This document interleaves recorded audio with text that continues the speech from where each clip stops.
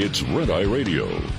Gary McNamara and Eric Harley talk about everything from politics to social issues and news of the day. Whether you're up late or you're just starting your day, welcome to the show. From the Uniden America Studios, this is Red Eye Radio. Hello and welcome. He is Gary McNamara. I'm Eric Harley. Welcome to 5 hours of continuing coverage of the GOP primary debate. Oh, is it still on? Well, now, yesterday, and we haven't even talked about what we did in our day yesterday, but I'm sure your day yesterday might have been a lot like mine. When you know the real cold weather, when you know that Jerry is headed your way, that's the name of the storm. It's driving me. Stop it, Weather Channel. Nobody else names their storms. I saw it on. Didn't even see it. I was. It was the Weather Channel, and they had the just the map, and it said under the storm says Jerry. And I'm like, okay, so this is when will Jerry hit your area? Right. Is what it's like. And what? And so yesterday was just one of those days where I was just for me it's the pool. I did cancel my trip to Florida. Yeah. Was going to go for a few days, and it's like, I don't want to come back. Well, when I canceled it, I canceled it. Today's Thursday. I asked you that before. It's like, I don't even know what day it is. It was Tuesday where I canceled. Yeah. And at that point, there was like almost, like a 40% chance of freezing rain. I don't know what it is now, but I just said, I'm just canceling it. We'll do it another time. And he was fine with it. Yeah. He said, the weather isn't that great down here in Florida right now anyway. Yeah, so, go to Florida when it counts, right? Exactly. Yeah. So we'll just do it again. And now that the airlines gives you the full credit, you don't have to worry about, if you cancel the flight, remember it used to be at what, $200 or $200, yeah. $200. Right. You have to, And on some of those flights, that's about what you paid. Yeah. Now you can't get a refund. Right. You can just reschedule. But you get the credit. Now that could affect some people who fly once every couple of years. But for me, it's like, okay, I've got that banked now for when I book my next flight, which probably will be in the next week. Right. But so it was just one of those days. So I'm going back and forth. I've got, I'm watching as much as I can on my phone. I've got YouTube on to get all the different stuff going on with Hunter Biden, showing up at the congressional hearing. Showing up so he could walk out. Yeah. So then I see I got to find it because it's just popped into my head now. The Hill.com story that said that Governor Sununu says that Chris Christie is pulling out, and he says he's a liar, and that was at 11:40 in the morning. And so before I go to sleep later on in the afternoon, then he resigned, and then it was more people coming out, stating, nope, he's going to resign. He's going to resign. He's going to pull out. He's going to pull out. He's going to pull out. He's done. He's done. And so when I went to sleep, I went, oh, okay. Everything is cool, but the Hunter Biden thing was just crazy, all day long, and then the Christie thing, and then I wake up and I start reading stuff on the. As soon as I wake up, I grab my phone and start scrolling down, and every news website almost I have on Twitter. So I'm like going through it. I'm like, this debate looks like it's a mess, and everybody has a different opinion on it. But it's like when I started reading a lot of the transcripts and what was being said, I went, but then I thought, wait a minute, because everything because of social media, everything that was huge gets pushed to the back burner, and I started thinking, wow, everything right now is on social media. The American public isn't paying attention to the debate. No, the American public, for the most part, maybe some people in Iowa were. I'm not sure the audience in that room were paying attention to the debate by the end. But I just thought it was amazing how by the time we were, 10 minutes from going on the air, I'm thinking to myself, what a long day news-wise, because it seemed like the whole Hunter Biden thing was a week ago. Well, it's Hunter Biden and Chris Christie, kind of the same move, right? You jump in so you can walk out, right? It's the only reason you go in, so you can walk out. And Chris Christie basically was just reminding people that he was actually officially running at one point. when he announced that he was no longer running. And, I woke up around 7 p.m. I got about 3.5 hours of sleep, and I woke up around 7 p.m., and I wasn't going to tell anyone because I didn't want anybody to get the idea that I woke up to watch the debate. I wouldn't want anybody thinking that. But I was trying to go back to sleep. I mean, I tried everything. I tried, counting sheep. There weren't that many in my backyard, so that didn't go very long. I got a drink of water, laid down, closed my eyes. I even tried watching the debate. Even that didn't help. And it's just so you jump on social media, and you're right. And everything on social media, of course, everybody was kind of live posting the debate. Oh, my gosh. Jim Garrity and National Review. Oh, my gosh. Let's see here. Here's I've got it. There's two of them. So Jim Garrity, we're getting into like the last half hour of the debate. Jim Garrity posts on X, "We're really going to do this for 2 hours, huh?" National Review, the official account, reposts it with a GIF of Kevin James and screaming his lungs out. And then a few minutes later, Garrity again.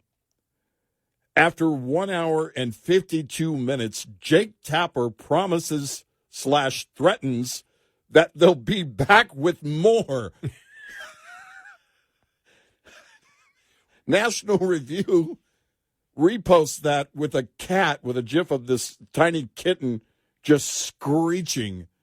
And I just thought that's the perfect summary of that debate, because there were so many articles as you get them. It's kind of the media going through the motions. Here are the takeaways. There aren't any takeaways. You had the two challengers to Trump, the two, I guess, strongest now challengers to Trump going at each other. It's not a win for either one of them. He did his town hall thing. That was interesting because, like I said, I'm going through I'm going through as I'm laying in bed, going through my phone and scrolling and scrolling and scrolling, and I mean for 10 minutes scrolling, and then it's like, okay, time to get up, time to take a shower, whatever. Take the shower, get ready, check my phone again, looking around, go to Fox News, the lead story because they had the town hall, Trump's town hall.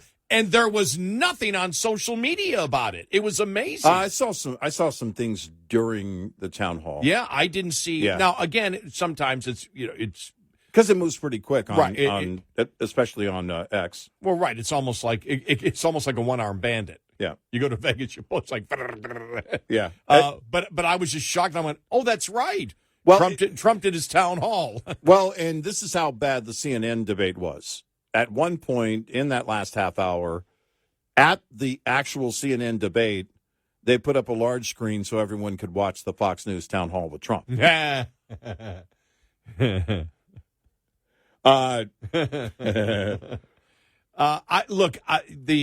you're talking about National Review, somebody posted, and then the headline disappeared. I've been trying to find it. It was just a headline, and it said, Governor DeSantis says, and I don't know whether this happened or not, but they added the headline, Governor DeSantis says Social Security is not an entitlement. And Governor DeSantis is wrong when he said Social Security is not an entitlement. And I went back to all of those Facebook posts, all of them. Those are the ones that I love correcting. And I haven't seen one in a while, but you see it, people talking about Social Security. It's not an entitlement. It's not an entitlement. You're entitled to get it, so it's not an entitlement. It's called an entitlement because you're entitled to get it. Yeah, you've been paying in. I did Google, and I couldn't find it, but National Review isn't going to put up that. And I thought it was in their live coverage. It was just a headline, wrong, Governor DeSantis. Social Security is an entitlement, which it is. It's called an entitlement program because you put into it, therefore you're entitled to it. That's one of the things that because you will, when that comes up, you will have, if you ever see that on social media, just read the hundreds or thousands of comments. Yeah. And people are like, you're right, absolutely right. It's like people are, and these are people, these are conservatives, independents, liberal. Everybody's clueless on it. Mm-hmm. And it's such a simple thing. I mean, this isn't complicated. These are the things that drive me crazy. These are the things that keep me up at night, that the American public can be so stupid.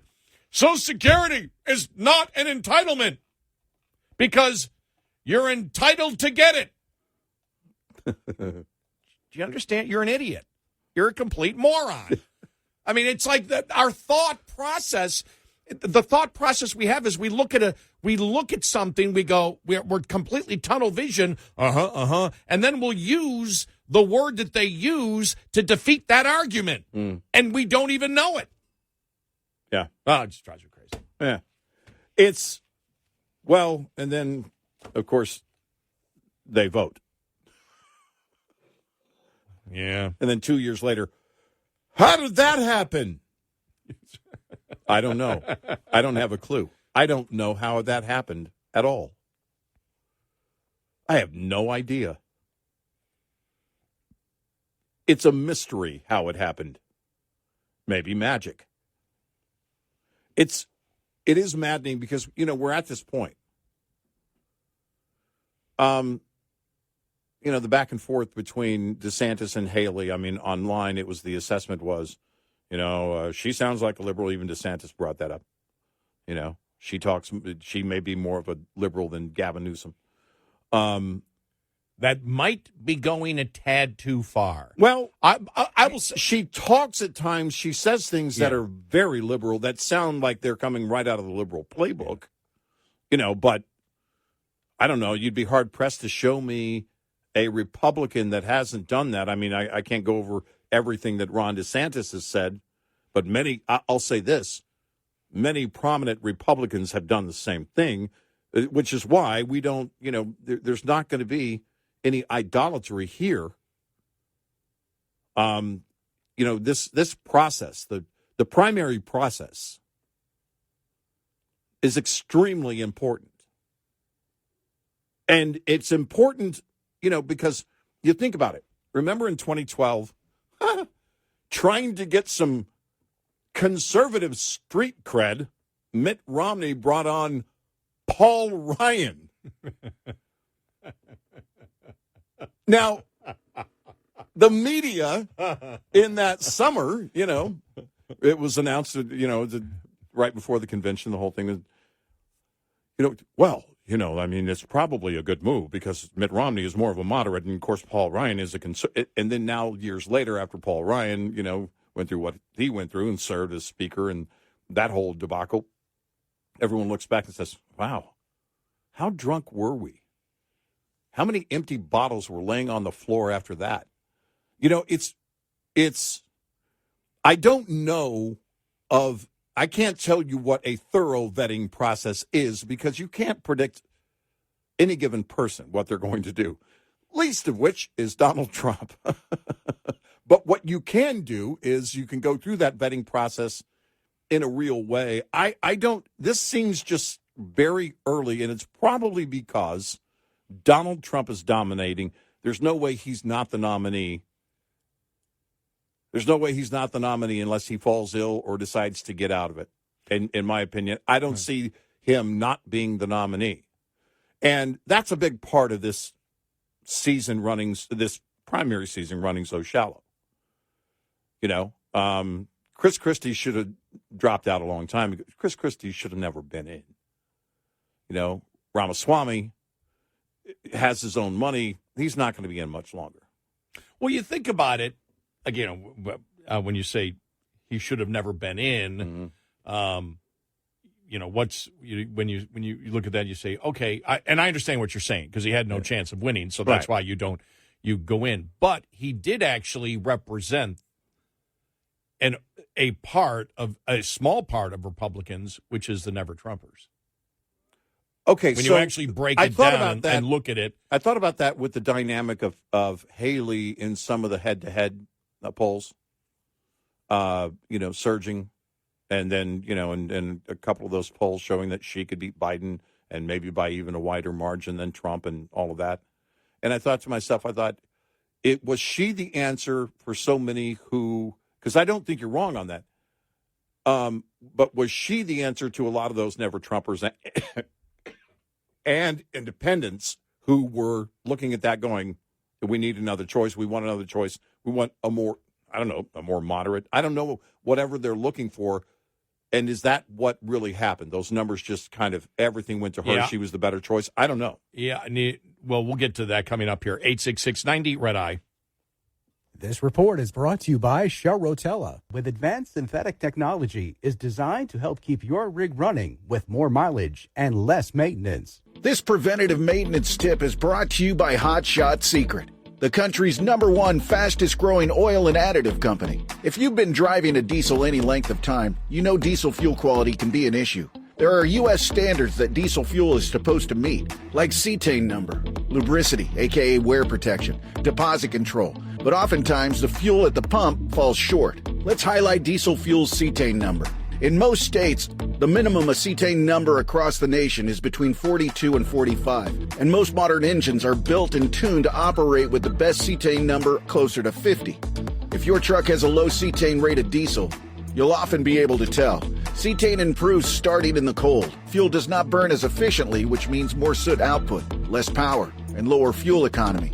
This is why a premium additive is needed to keep cetane numbers up, to keep the engine operating at its best while helping with cold starts, fuel economy, and DPF regeneration cycles. Add Hot Shot Secret EDT Plus Winter Defense, a 7-in-1 anti-gel fuel booster at every fill-up to keep cetane numbers in a premium range while also protecting you from gelling. Learn more about the science behind diesel fuel and Hot Shot Secret's EDT Plus Winter Defense at hotshotsecret.com. Coming up, more with Gary McNamara and Eric Harley. It's Red Eye Radio.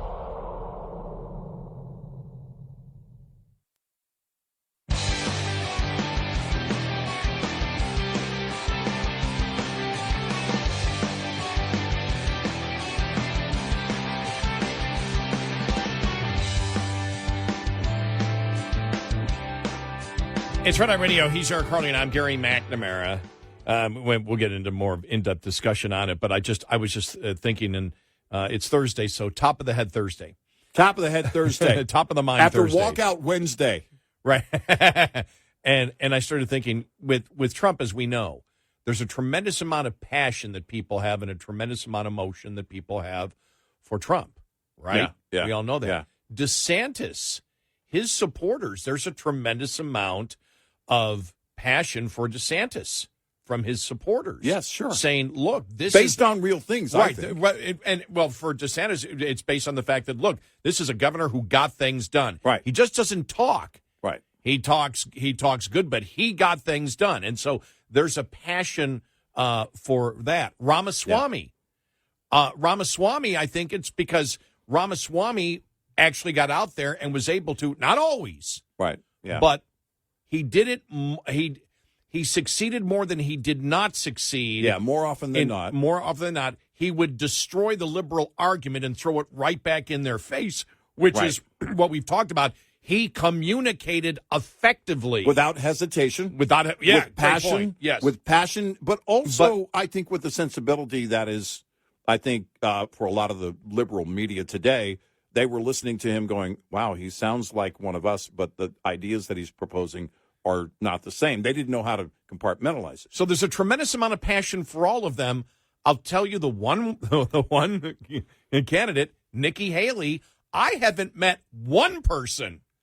I haven't met one person or got one email or got anything from any Republican who is passionate about Nikki Haley. That's a great point. Do we have to go to New Hampshire to find them?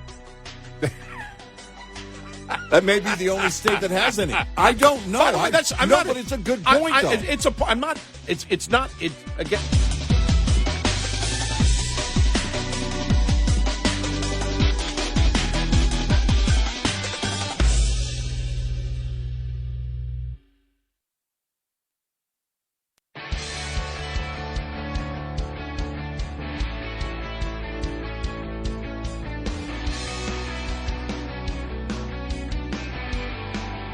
We have a line open. 1-866-90-RED-EYE. Red Eye Radio. And he is Eric Harley, and I'm Gary McNamara. Good morning. Download our Red Eye Radio app today. Listen when and where you want if you can't listen live overnight on one of our great radio stations. So again, it was an observation. I was thinking about that yesterday, and I thought to myself, I went, wow, with Trump, obviously there's incredible passion still for him. Yeah. Not as much as there was when he ran first in 2016, but still there's incredible passion for him. For DeSantis, for the people that support him, there's passion. For Ramaswamy, there's passion for the people that support him. I don't know the people that support Nikki Haley. I have not seen that. I've got email and messages and everything on Christie. Now, Christie, there's a lot of passion for Christie, but it's all negative. Yeah, but I might be a part of that. But Trump, DeSantis, and Ramaswamy.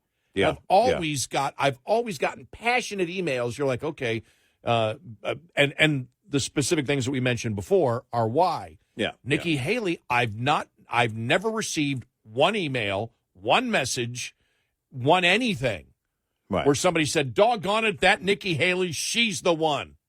Right, and here's why. Yeah, and then you see that she skyrockets. You're like, okay, well. It's independents that are jumping on board. It's really not Republicans. Mm-hmm. And you can sit there and you can say, what is it about, Nikki Haley? Is it the fact that independents believe she'll be more liberal on abortion? Think about that, too. Trump also brought that up yesterday. He said the reason that people don't like DeSantis is because his stance on abortion. That basically it's too strict. Trump has been indicating he wants to be much softer on the pro-life side. And DeSantis kind of retaliated with that, saying, Trump needs to answer for, I saw this on the DeSantis page on X, needs to answer for his differing opinions or changing views on abortion, something to that effect. And so is the Nikki Haley thing? I mean, is it, when you're talking about independence, because that's where she started moving up even in the polls for Republicans when the polls came out of who would do better against Biden. Then you had independents and maybe Democrats who were dissatisfied with Biden jump on board and go, okay, she would be the best. She would be the best option. Well, and we broke it down the night that first poll came out. We said, okay, this could be a total outlier, but let's look at the breakdown. And when we were done analyzing it, there was no way that wasn't independents in a big way moving that. Right. And so that's what it turns out to be. Now, the question is, then it gets down to, okay, what do the independents do when she's not the nominee? And that's what it comes down to. Tonight I saw it, because some of the coverage of the Trump town hall was based on him saying he knows who his Veep is going to be, but he just can't mention the name. And I thought, well, he either he's asked that person and they've said yes already, or he needs to change the words to, I know who I'm going to ask. But it's quite possible he's asked someone and they're already on board, whoever that might be. Everyone is, a lot of people point to Nikki Haley. And if there is the strategy that we want Nikki Haley to bring on the independents in a way that they think Trump can't, and that would be the Trump campaign, by the way, doing that, if they believe that she would bring independents that he's unable to convince, that's one strategy. I don't know that I see that happening. And everything is totally up in the air. It's like we're on this huge trampoline and we're all on the up jump where we're just kind of suspended in midair And I don't know how long this thing goes. I don't know who's going to be on the trampoline tomorrow. I don't know where this thing, ends up. Because there is nothing traditional that you can really apply here necessarily. No, this election is unlike, you can say that every election is different, and of course it is because there's different personalities. Mm-hmm. But we've never, in modern American political history, had the variables that exist in this election now. No, not even close. No. And so that's what makes it, I think, extremely interesting to people, because there's a great wonder, what in the world is going to happen. And, stuff happens every day. I mean, there were a number of articles yesterday. Obama really concerned. No, you got to understand, Obama's really concerned about Trump becoming president. Y'all stop talking because Obama's concerned. Do you understand? Obama's really concerned. He's so concerned that Michelle came out and talked about how concerned she is. Yeah. This is getting serious, everyone. This is getting serious. Look, they've been enjoying all of their riches that he got from being in public office, and now he decides to speak up because the country, we're going to, and by the way, that started, my buddy posted yesterday, and it's, it's like, it was something about the fact that the Democrats keep saying he's going to destroy democracy. We're not a democracy. We're a constitutional republic. I'm like, guys, don't use that argument. That's not the best argument to use. Mm-hmm. Yeah. Because we are not a direct democracy. We all know that. But a constitutional republic falls under the general umbrella of what a democracy is. But, right. I mean, it's like, let's make sure that let's argue the right points. Well, let's argue the right points that people I thought about this yesterday. Actually, I've been thinking about it here lately, kind of since the beginning of the year, thinking that there are too many rabbit holes we spend too much energy on. And not that it's not important, it's just that it's not part of the conversation right now. Right now the focus should be on, changing hearts and minds. And that's how you win elections. And, of course, that falls on the candidates, that falls on the parties. For us, that falls on the GOP, who has tripped over their own feet far too many times and keeps doing it repeatedly, in fact. So those rabbit holes, leave them for another day. Leave them for the day you're having a beer. The election, what's going on right now? And I really believe this. We are at a crossroads.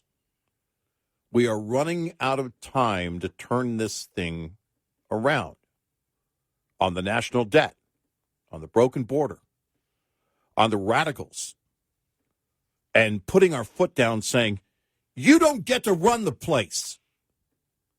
On all of these items, on the economy, on inflation, on everything. Because, they started using that, this is the new normal. Right after the recession, 2008, 2009, well, this will be the new normal, No, only if we let it be. We're capable of all these things when it comes to energy, when it comes to, outlawing everything, including dishwashers and refrigerators and everything else. I was shopping for incandescent bulbs the other day. And it was like, what the hell are we doing? We've totally got away from the freedom thing, and it's because people are of that mindset, which is a socialist mindset. Well, you don't need that. Well, you don't need that. You don't need that. I'll decide what I need. I'll decide what I want, and sometimes I'll get it just because I want it. And so we're at this point now where if there's ever been a point where we need to stop laying down, it's this election cycle, and I don't know how many more we have left. But if it doesn't go the way that it needs to go. You make a great point, because I hear this more. I hear this opinion more from Republicans than any other opinion. They would love Trump to win and succeed. They don't know that if he wins, whether he will succeed as president in a second term, right? Because of everything around it. That's the one major. That's the one major concern, right?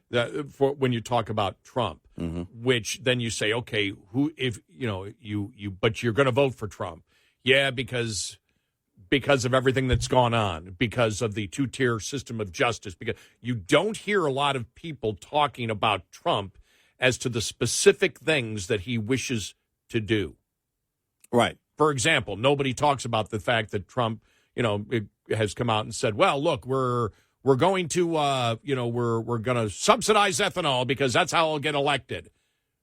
Nobody touches that one. Right. Mm-hmm. That helps me get elected because I'll buy the farmers with your taxpayer dollars. People really don't talk about that, do they? Right. There's not a lot of discussion on, what Trump would do in a second term, except the border. He said yesterday the deportations will go up massively, if he becomes president. Mm-hmm. And under DeSantis, most Republicans believe the same thing. Under Ramaswamy, the same thing. Nikki Haley, nobody has any idea. I don't have any idea. You don't have any idea. It's wide open. Right. I have no idea. It's wide open. So that that's under her, Disney may move. That's exactly. Well, but see, that was the point. Those are the kind of things that you say that Nikki Haley said that are so self-destructive to your campaign.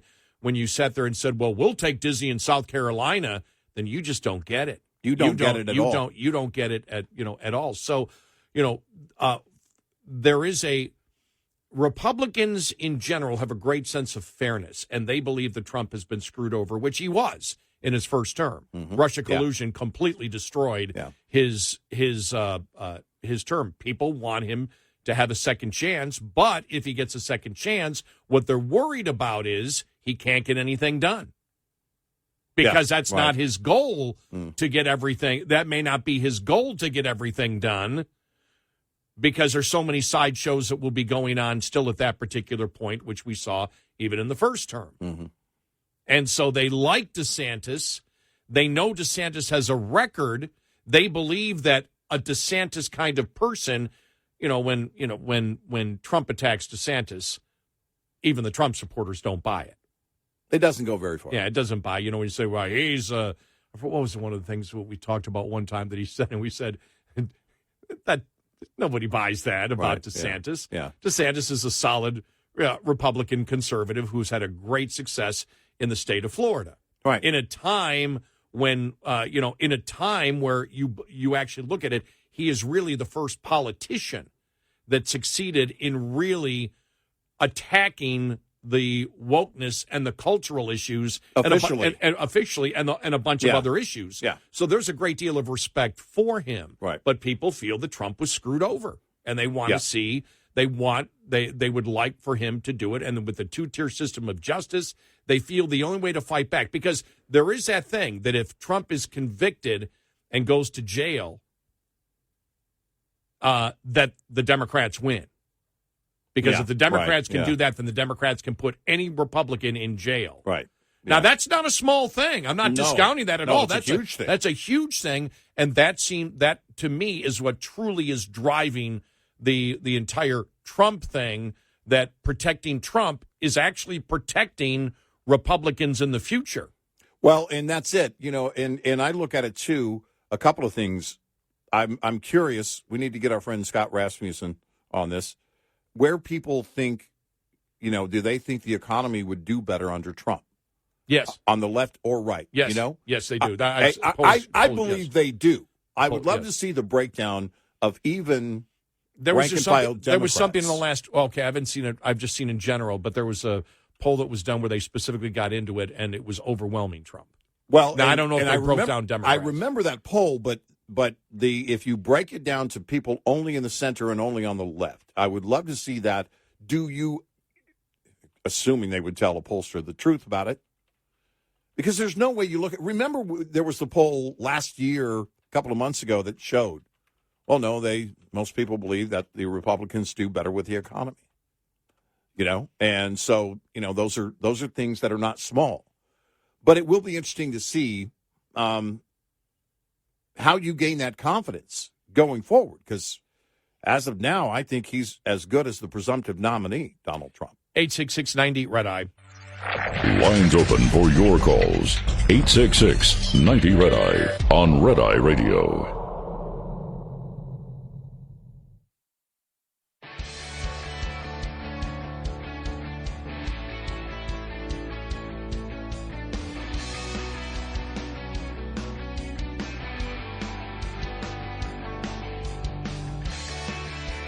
It's Red Eye Radio. He's Eric Carly, and I'm Gary McNamara. Really interesting, though. But I was thinking about that yesterday. I went, wow, you can find obviously the passion for that Republicans have for Trump, but there's also passion for it's a smaller number of Republicans, but still the passion's out there for somebody like DeSantis. It was out there for Ramaswamy. Yeah. From Republicans, I just don't see it at all with Nikki Haley. Yeah. I don't know where that is. I just don't. I mean, you've seen it. Like I said, she started moving up in the polls when the polls showed in the general election she would do much better. And then I think Republicans went, well, we need the win. And there's, of course, the Republicans out there going, I don't care who wins, just get me the win. Right. Yeah. Anybody but Biden. But Biden or any Democrat. Right, yeah. Top of the Hour News is brought to you by House Products. Visit houseproducts.com. This is Red Eye Radio on Westwood One.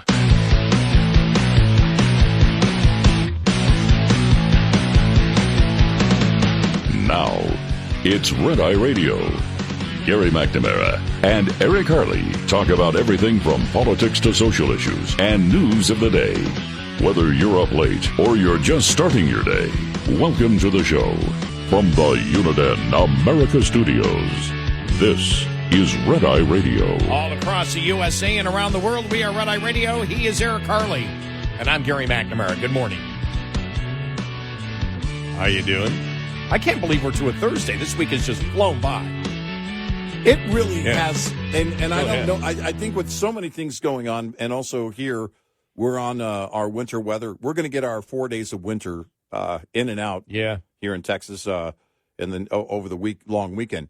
It's been expanded a little bit, the below freezing. Yeah. Now it's going to start Saturday sometime where we'll go below freezing. We don't come out of it till probably Wednesday morning. Right. So that's a pretty long streak. Now, they had temperatures as low as 7 degrees. Now it's like 11 and 13 degrees. Yeah, I saw that. They ramped it back up, which means it's going to be around 7 degrees.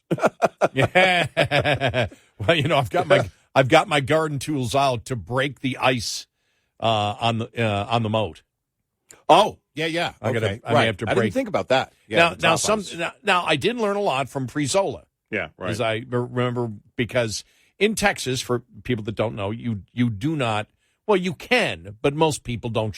They don't close their pool for the season. Right. You just keep the pool open, and you don't have to run it as much. And I have a saltwater pool, so there's a chlorine generator and all that. But for the first until I moved into my house in 2007, so that was 21. Where that happened. So 14 years I was in my house. Mm-hmm. And if there was winter weather, I just kept the system running. I didn't do anything because the water would just, it's got the anti-freeze mechanism, which just circulates the water and continues to circulate the water, and then nothing happens. Right. Well, in Frizola, when the grid went down, everything was destroyed. I mean, I had to get a new pump. I had to get new valves. I mean, everything was just, blown apart. And so that was, as I always joke, that was $4,000. And what's my deductible on my property insurance? $4,000. $4,000. Yeah. And so to not have that happen, all I would have had to do is every time it gets cold, simply go and there's like just 2 screws, drain screws in the housing of the pump, just, unscrew them, the water comes out, and then in the filter compartment, there's a drain at the bottom, just turn that drain and let it drain out. Yeah. And then my chlorine generator, I remove, there's 2 basically plastic kind of, screws on the PVC piping, and you just unscrew that and you take that out, and then you just make sure that you put duct tape over the holes so no rodents get in there.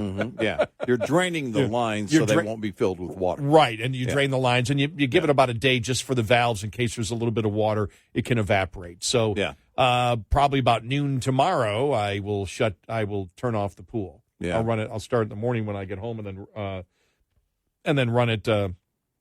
At that point, I got chlorine and everything in it, and it can go. As I said the other day, last time the pool it shut off. I mean, it was done like February 17th, and I didn't get it back. I didn't get the pump because every pool went in the state of Texas. Mm-hmm, mm-hmm. Well, okay, almost every pool. I don't know. Del Rio got, 11 inches of snow? in that storm system. Yeah, so it could have been most of them. And so there was such a demand.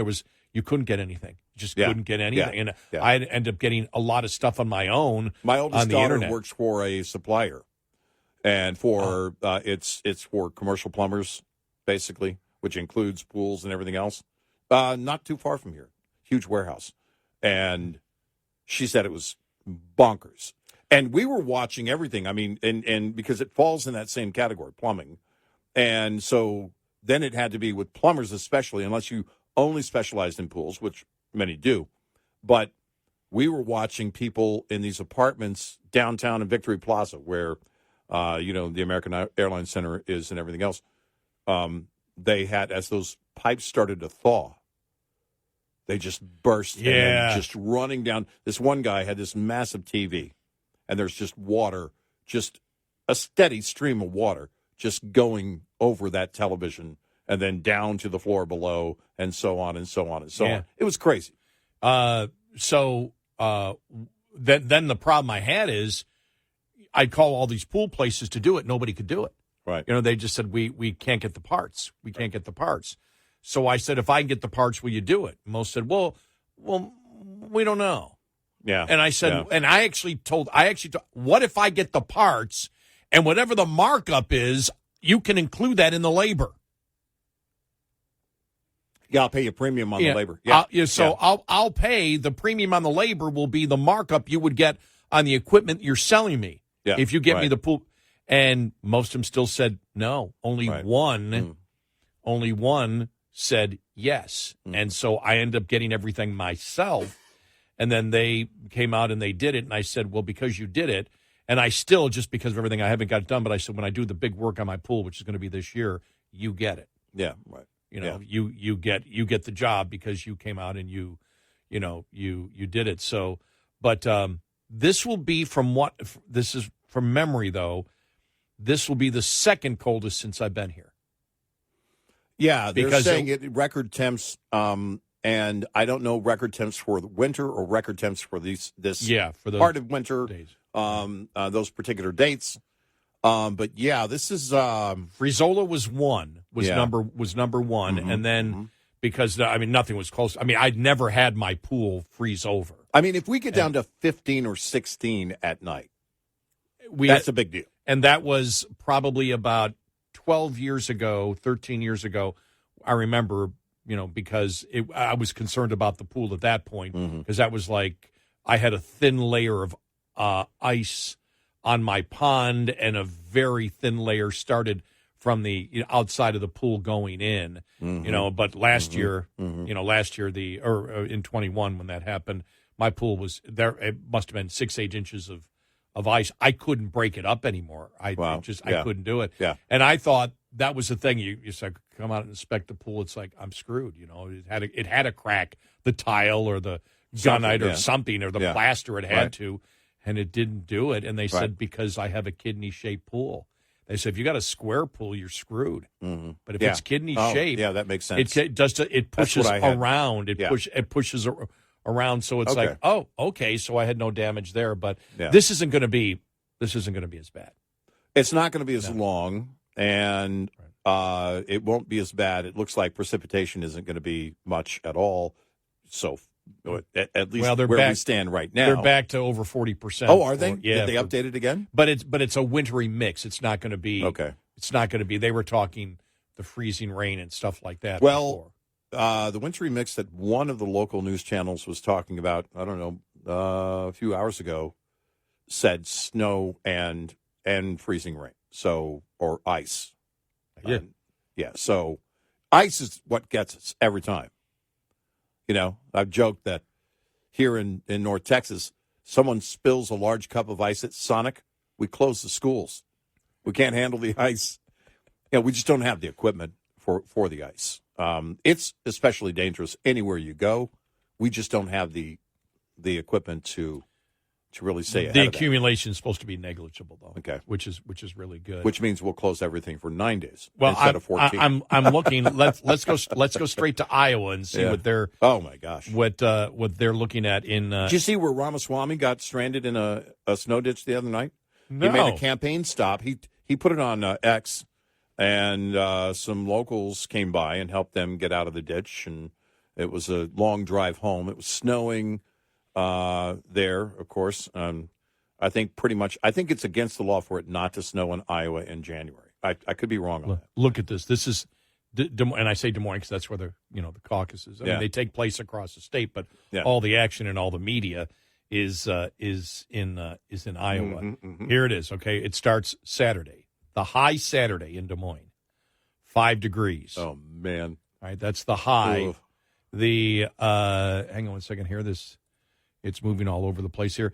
5 is the high, and you have, where'd it go here? Hang on. 5 is the high, minus 14. Yeah. As the low for Saturday. Sunday, minus 7 degrees is the high, minus 18 degrees is the low. Monday, minus 3 degrees is the high, minus 16 degrees is the low in Des Moines. And then Tuesday, it starts. Then Tuesday, the warm front moves in, minus 1 as the high, minus 8 as the low. Back to swimming. And then Wednesday, 16 as the high, 6 as the low. Any and then, precipitation in those days or in Des Moines? Actually, you've got, because it's still winter up there. For example, it's 22 and 16 today, mostly cloudy. Friday, snow and wind, 85% chance of snow. And then Saturday, 15%, Sunday, 4%, Tuesday, 4%, Wednesday, 12%. Yeah. But I just say that because when I went, I have such great memories when I went to the Iowa caucuses in 2004 to cover it. Mm-hmm. I mean, I have such great memories of I love that. Iowa. I go in the summer for the Walcott truck show at the Iowa 80 every year and have been for over a quarter of a century now. And I love Iowa. I've never been there, though, in the winter, ever. It was because it was, you see temperatures like this. I mean, the temperatures, and then it was like about 1, -2. I was dressed like an Eskimo. Yeah. And I had to walk. From my hotel and then walk across the river to where everything was, where the media out centers were and everything else. But I did. Now, did I rent? I must have rented a car because I do. Now, why didn't I take it? But all I remember is I was able to go, and it was John Kerry was running at the time and everything else. Yeah, and so I was able to go in the war rooms because this was the Democrat stuff. Right. And so I worked for and nobody knew that I was a conservative talk show because back then it was ABC. Right, we were with ABC. So you had the ABC logo on, and everyone thought, "Oh, he's friendly. Bring him in." Yeah, everything was ABC, so they let me everywhere. The one thing that I always remember, though, and it was like these were storefronts downtown that would basically they were vacant, and they would take over, and you go in there, and there's a front, just a front, front, but it almost looked like. Some of the storefronts reminded me of if on the Warner lot where they have like an office or a store, and you're like, that's not really a store. Yeah, right. It doesn't, but it was nothing fancy. And you go back, and there's all these people. They're all volunteers, and they're all on making calls to every Democrat. And when you see that, you're actually pretty impressed by the operation. And the same thing goes on with Republicans, but you're pretty impressed by the operation. But what I always remember is going into John Edwards' headquarters. It was all young women. Well, it was all. I wonder why that was. It wasn't all, but I mean, you would if you went into John Kerry, it was a higher ratio. If you went into John Kerry, was everybody over 60, and then you went into John Edwards, and it was probably 70-30 women young. Yeah. And you when you walk in, you go, wow, what a difference in the in the volunteers. But it was overall a great experience. It's when I met. It's when what's his name did the woo. Oh yeah. Yeah, exactly. Yeah. And I was in the bar and I was talking to, I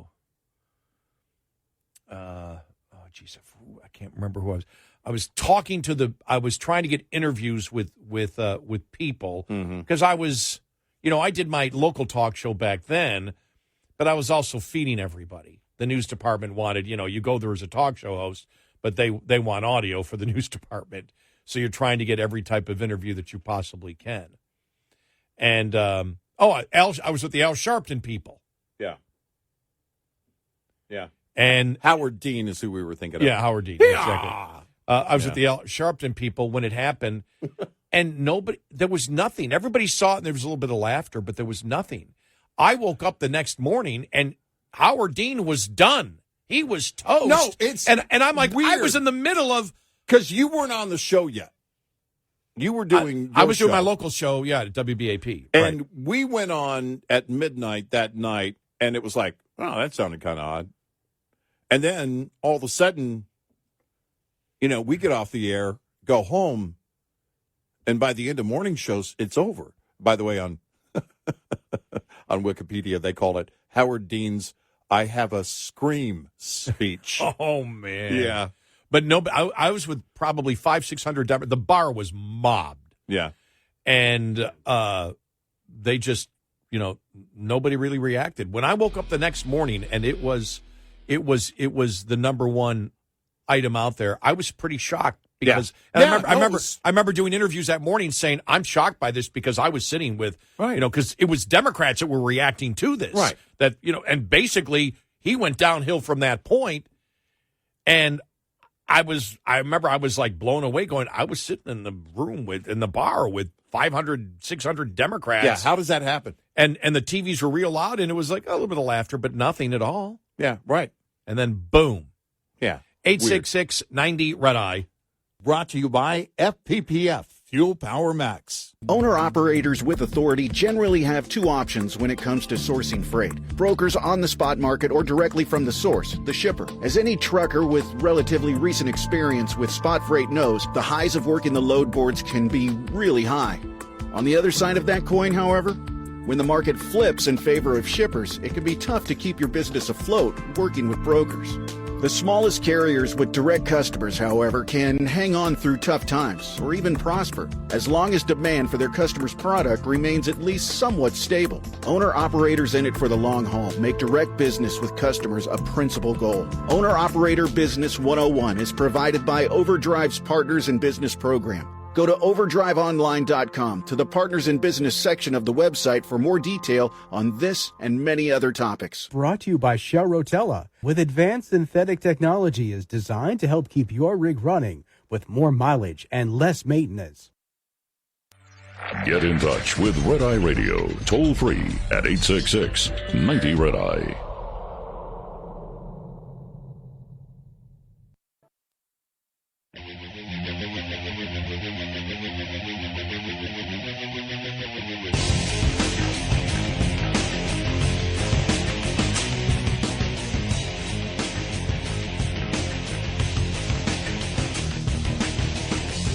It's Red Eye Radio. He's Eric Carly, and I'm Gary McNamara. Yeah, we're just talking about the Iowa caucuses that I was at back in 2004. Yeah, the thing about Howard Dean, he came in third place. Yeah. But the fact is he started surging that week. One of the things is, remember Senator Tom Harkin the week before endorsed him, Kara Mosley Braun. Then she dropped out, and she endorsed him. So there was actually like momentum his way. So even though he came in third place, there was a lot of momentum, which got him apparently excited. Yeah. And you wonder, because that, to me, is still one of the great mysteries from being there and seeing the I Have a Scream speech of Howard Dean and being, like I said, and the thing is, when you're there, when you're at the bar, because everybody's at looking for the results on the TV. Right, yeah. And it's all, you had John Kerry people, John Edwards, Howard Dean, Richard Gephardt, Dennis Kucinich, Wesley Clark. Remember Wesley Clark? Yep. That was the beginning of the Democrats saying, oh, we need to moderate in here. Yeah. Get Wesley Clark. Yeah. in here, but and more, and then Sharpton's people were there. Sharpton was there, and so you've got, there's a lot of people that don't like each other. Because when you get in there, I mean, it's sort of like you see some of the people in the, DeSantis or Trump campaign when they start going after each other. It's vicious, even though they all basically have the same opinion of where they want the country to go. But that was one of the great mysteries. One of the great mysteries of voice modulation gone wrong. Really. Need to pay attention to that, I guess.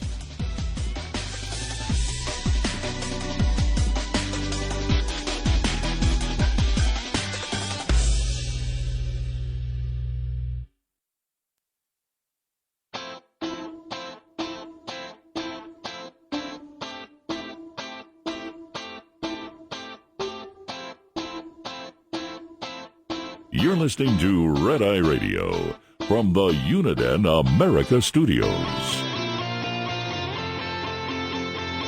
And he's Eric Harley, and I'm Gary McNamara. Download our app today, our Red Eye Radio app. Listen when and where you choose.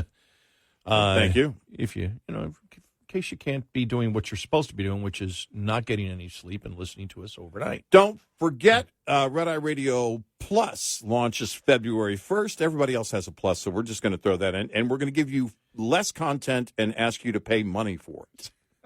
Because that seems to be the thing, right? Of course, it's a joke. It's free. As it should be. So, I brought up the 2004 Iowa caucuses because it was cold. I mean, it was so cold. Yeah. And in the downtown area, they have the bridge walks between buildings. Mm-hmm. And I went, oh, now I know why they have that. Now you know. Yeah. You don't want to. But those are hardy people, man. Oh, I'm telling you, I mean, it's. I mean, I know you're from Buffalo. I mean, look, and we talked about the blizzard of 77. But what people don't understand about Buffalo is you get most of the snow falls south of Buffalo. Right. Yeah. So the northern suburbs. Well, remember that one storm a few years ago that was 9 inches just a few miles south of where your dad lives, and where your dad was, it wasn't much at all. You had at the airport about 6 inches. Yeah.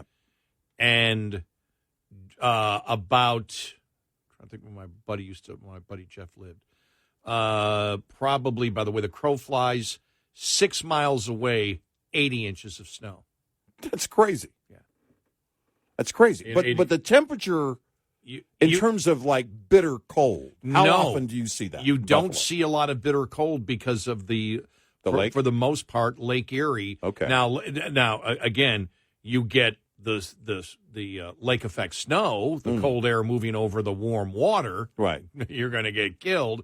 But most of that, normally the wind is more south, where they play football. Well, actually, when you look at it now, when that one hit that my buddy Jeff got hit with the 80, 90 inches of snow, whatever it was there, he does not live. The snow belt did move further north. Right. And so they will, when there's lake effect snow and they do the 24-hour, they go, okay, the wind moves north and the lake effect moves. And that's what happened last year at Christmas time. The lake effect moved north, and everybody got killed. Now, south of Buffalo, they love the fact that they're in the snow belt because that's where then the Boston Hills start, and then the Allegheny, I'll call it the Allegheny Hills, the Allegheny Mountains. Not mountains like you have Rockies, but that's what we refer to them as. But you get down to let me see, it would be south of Holland, New York, and Ellicottville and things like that. The ski resorts, beautiful little places. I mean, just beautiful ski resorts. I have a friend who is a tour guide up there in that area, has been for years, from Texas actually, and married. His wife is from New York State, and that's where they live. In Ellicottville? No, they live in that area. Oh, okay, south of Buffalo. Okay, he's written about in the ski resort area in the winter, and then he is where does he go in the summer? The Adirondacks or somewhere else that he works in the summer, but he's basically a tour guide for hire. I think now for last week, Lake Erie still hadn't frozen. It was like 44 degrees, which is warm for Lake Erie. Normally it freezes by the end of December. Yeah. And you can still get the cold weather, but right now the lake isn't frozen, which is part of the reason they're worried about the lake effect snow for the Bills game. But the temperature there is going to be 18, 19, 20, and you think about it, you go, yeah, but look at Des Moines, look at Kansas City, for the Peacock game on Saturday night. Yeah. Oh my gosh, I just love it. I love it. Doggone it. I will say this, though, there is a, very, very quickly, just off the topic for a moment, there is a point that people make that has some legitimacy to it. And that's because I look at it and I go, look, they're private. They can do what they want. Sure. Except for the fact that the taxpayer builds so many of their factories. That industry, the NFL, the football, all these players you'd still have the NFL if taxpayer money wasn't involved in it. But the taxpayer money subsidizes millionaires and everybody, even Democrats, go, yes, yes, yes. And think about the Buffalo Bills, for example. Right. Not only do and they will get, if something like that, if the Peacock game for, if they couldn't watch it or something like that. I mean, and a lot of my Bills buddies are just furious that they can't watch a Kansas City game because they don't have Peacock. And we need to boycott. This is unfair. Taxpayer money goes in to build all these, stadiums and everything. Well, then you need to sign a contract. You need to put that in that if you're going to build a stadium, then with taxpayer money, then all games must be on regular TV where you don't have to pay for it. Otherwise, you don't have an argument. But just think about this, that Democrats who go crazy, absolutely crazy about subsidizing, not taxing millionaires. And if you don't tax them, they call that subsidizing. Right. But if you play a game where you tackle somebody and throw a ball, let's ensure that these people even make more millions because we'll subsidize their place of work with our taxpayer dollars. Right. And in the case of Buffalo, when Ralph Wilson died, who bought it? An oil producer. Terry and Kim Pagula, natural gas and oil producer. Yeah. How dare they? And there wasn't a peep. Nobody in New York said, doggone it, we can't be subsidizing somebody who's worth billions of dollars and has made all of his money in fossil fuels. You haven't heard any of that at all from the liberals up there. Well, I could see the liberals looking at it going, listen, they're killing the planet. But then the other liberals in the room going, yeah, but their punishment is that they own the bills. So we don't need to move on that one.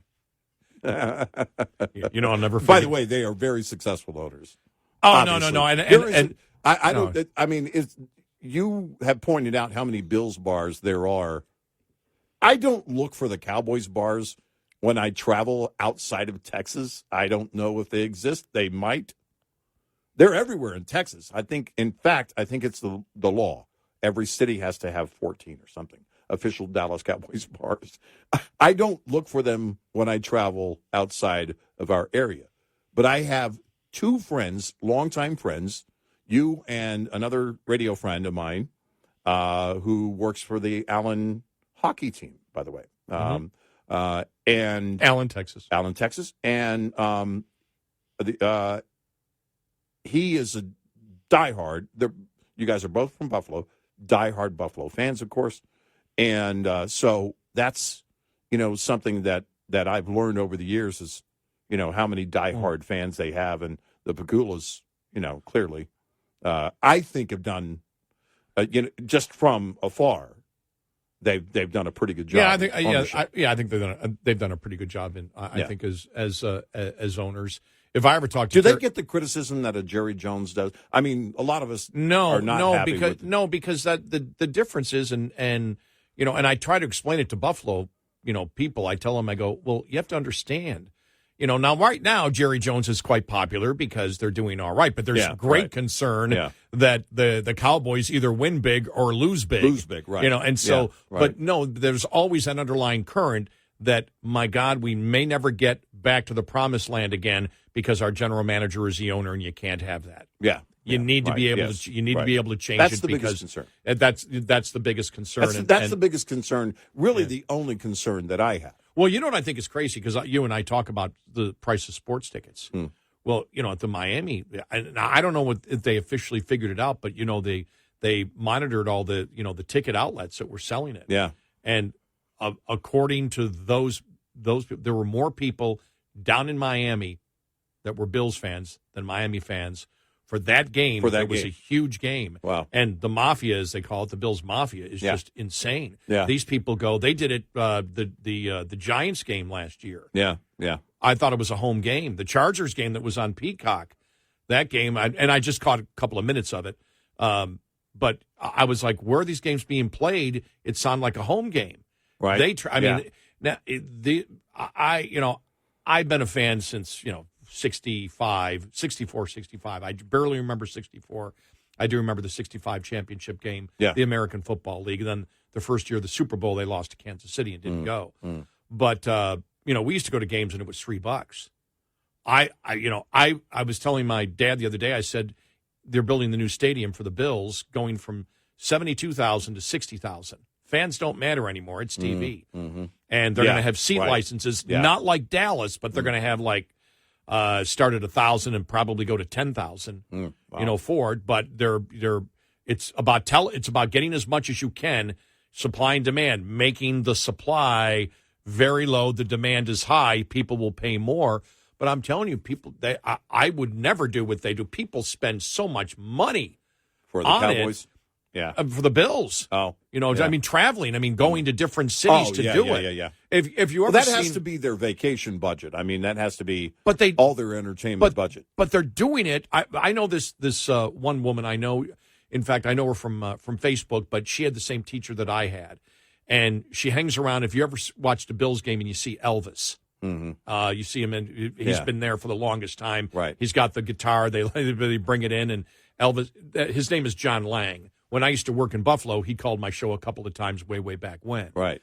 And super fan. Super guy though. I mean, just the nicest guy you ever want to see. Very involved as the Mafia is in charity raising. That's one of the reasons when everything was going on with Kaepernick and everything else. I said, look, I'm still keeping some close association because they do such a great job in raising money. One of the things that the Bills backers, which is all across the country, the bars are, we're Bills fans, but this is our community, and they're always involved all year long in fundraising for where they live. Yeah. And that's what I love about that's a good thing. That's what I love. That kind of thing in sports is what I love. I mean, that's what bringing people together, uniting people, and even we talked about that during the Kaepernick thing. We did when leagues want to go, whether it's the NFL or any of the other professional leagues, but really we're a football nation, as you pointed out many times. When you talk about that, there is nothing better than being at a game and sitting with someone who's cheering for the same team, and you don't know that person, and you're or seeing a super fan that you don't know. A lot of people probably don't know personally Mr. Lang or any of the the Crazy Ray that we had with the Cowboys for many years. Those kind of moments you can only really create in that kind of euphoria when your team is on the field and you're there at that game. And the NFL, I think, lost sight of that. Maybe it's coming back. Well, I can't tell you. But sports teams do give a sense of community. Remember after 9/11, I don't know if you remember, I was doing my local show. Yeah. At WBAP, and Randy Galloway, the well-known great sports writer, great guy, did the show after me. Yeah. And we had sports at 6. We had a debate. Yeah. And it was the Friday after 9/11. 9/11 was a Tuesday. It was like Friday. It was like, the big debate, I think it was like Wednesday and Thursday. Well, should the football games take place? Oh, I remember that. In Texas. I remember that. And Randy took the no, and I said, no, you're absolutely wrong on that. Absolutely. I'm not even from Texas. Right. And I said, absolutely. Yeah. What you want is a sense of community and a sense of togetherness. Absolutely. Let those Friday night lights shine. And they did. The enemy doesn't get to take that. Yeah. Don't let them take that. And, and my point was local high school football, for example, in the state of Texas, Friday Night Lights. Yeah. I mean, it's a thing. It's a cultural thing it is. that really, it may exist somewhere else in a local community, but it doesn't exist statewide anywhere that I've ever been in the United States. No. It's a great thing. It's a great thing. I love it. So you see California may ban tackle football for anybody under 12? Well, they moved it through a committee. Yeah. So far, it's got a committee vote to ban tackle football for those under the age of 12. One headline said minors, but then the article said under the age of 12. Yeah. All right. But it's going to be it'll be cold. Yeah. This weekend for a lot of the football games. Yes, for a lot of people. Yeah. 866-90 Red Eye. We'll be right back with more Red Eye Radio with Eric Harley and Gary McNamara.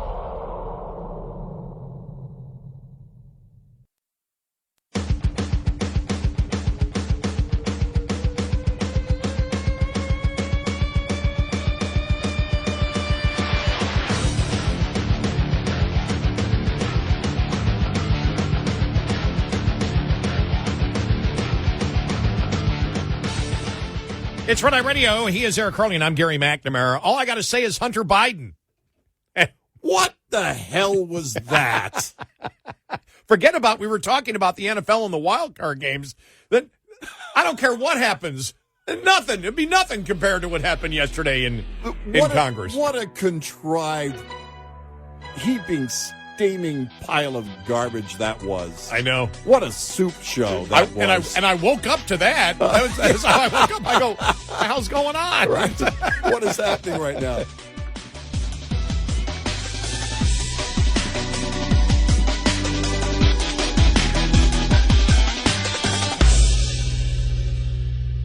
This is Red Eye Radio on Westwood One.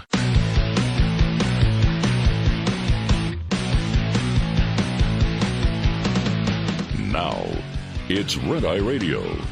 Gary McNamara and Eric Harley talk about everything from politics to social issues and news of the day. Whether you're up late or you're just starting your day, welcome to the show. From the Uniden America Studios, this is Red Eye Radio. All across America. And we go other places, too. We're Red Eye Radio. He's Eric Harley, and I'm Gary McNamara. It sounds like a joke. Hunter Biden walks in on a hearing with a duck under one arm and a pig under the right arm. I mean, it sounds like a joke. When I saw the headline yesterday, and I'm sitting there, and then, the alerts start happening on my phone. I'm like, he did what? He did what? Shows up. He makes a surprise appearance, and I thought, oh, I got to see this. And it was exactly what I expected. You ready? All right, what do you got? All right, here we go. Okay. I mean, this is one of my favorite. Yeah. It went on for a while, so you can't play the entire thing, but this is part of the zoo that we got yesterday when Hunter Biden showed up in the hearing. This is the House Committee Oversight Committee, and they're proceeding about whether to hold him in contempt of Congress. And he shows up. Yeah, he shows up with his lawyer and with his lawyers and sits there. Yeah, looking like as you said, a mafia don. He thought he was going to do the Godfather thing, where he just goes down, and sits in the room, and looks around. Yeah, he ended up walking out like Fredo. But exactly. Here's James Comer introducing Representative Mace from South Carolina. The chair recognizes Ms. Mace from South Carolina. Thank you, Mr. Chairman, Chairman Comer. First of all, my first question is, who bribed Hunter Biden to be here today? That's my first question. Second question, you are the epitome of white privilege, coming into the Oversight Committee, spitting in our face, ignoring a congressional subpoena to be deposed. What are you afraid of? You have no balls to come up here and... Mr. Chairman, point of inquiry. Mr. Chairman, if the ladies recognize, if the gentlelady wants to hear from Hunter Biden, we can hear from him right now, Mr. Chairman. Let's take a vote and hear from Hunter Biden. What are you afraid of? Hold on. Order. Are women allowed to speak in here or no? Are women allowed to speak in here or no? Because you keep interrupting me. I'll interrupt the chairman. I don't know that he's a lady. I think that Hunter Biden should be arrested right here, right now, and go straight to jail. Our nation is founded on the rule of law. Come on. And the premise that the law applies equally to everyone, no matter what your last Point of order, Mr. Chairman. Point of order. It doesn't matter who you are. Point of order, Mr. Chairman. Biggs over here. Donald Trump Jr. Biggs over here. State your point, Mr. Biggs. Yeah, my point of order is this. Are we going to continue on with this blatant interruption? This is absurd and inappropriate. I intend to give my statement. I don't intend to have anybody interrupted. I'm not going to interrupt your statements. I think you should have decorum and courtesy and don't act like a bunch of nimrods. You just interrupted a woman. And that's 5, I got permission. Can we agree everyone has Mr. 5 Chairman, minutes? Can we agree? Point of order again. The assertion that I interrupted was absolutely false. That's typical of the gentleman who spoke it. I got permission to speak from the chairman. I spoke. I was interrupted yet again by the gentleman who doesn't choose to go through the chair and follow proper order. I encourage us. I think if we're going to have any respect at all, we need to have proper decorum. Well said. Well said. I'd like to finish. The rules are everyone's going to be recognized for 5 minutes. Anyone that wants to be recognized will be recognized for 5 minutes. Ms. Mace has 4 minutes and 13 seconds left. Chair recognizes Ms. Mace. It does not matter who you are, where you come from, or who your father is, or your last name. Yes, I'm looking at you, Hunter Biden, as I'm speaking to you. You are not above the law at all. The facts in this case are crystal clear. This committee used and issued a lawful subpoena to Hunter Biden, a critical witness in this committee's investigation into Biden family corruption. Hunter Biden and his lawyers did not claim privilege of any kind because clearly he has none. They didn't contest the legitimacy of our reasons for issuing this subpoena, no reasons, because they clearly are legitimate. And yet he refused to comply. Trump's family members, Don Trump Jr., he did not defy a congressional subpoena. He showed up multiple times for multiple depositions for several hours. In doing so, Hunter Biden broke the law. He did so deliberately. You did so flagrantly. You showed up on the Hill, on the Senate side, the day of that congressional subpoena to defy it and spit in the face of this committee. That's what you did. The question the American people are asking us is, what is Hunter Biden so afraid of? Why can't you show up for a congressional deposition? You're here for a political stunt. This is just a PR stunt to you. This is just a game that you are playing with the American people. You're playing with the truth. Hunter Biden wasn't afraid to sell access to Joe Biden to the highest bidder when he was in elected office. He wasn't afraid to trade on the Biden brand, peddle influence, and share those ill-gotten gains with members of his family, including Joe Biden. He wasn't afraid to compromise the integrity of the presidency and vice presidency by involving Joe Biden in shady business deals with our foreign adversaries. But Hunter Biden, you were too afraid to show up for a deposition. And you still can't today.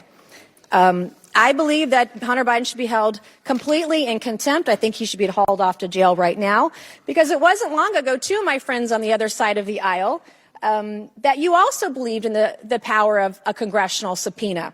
Not long ago at all. You believed in holding those who refuse to comply with a congressional subpoena accountable. And I stood with each and every one of you. I am the only member in this room today who has held a member of my own party in contempt of Congress for not showing up for a subpoena. And I see nothing but complete hypocrisy on the other side of the aisle. The ranking member of this committee even so eloquently put it, the lesson is, please tell your children out there in America, if you get a subpoena to go before Congress, go. You have a legal responsibility to do so.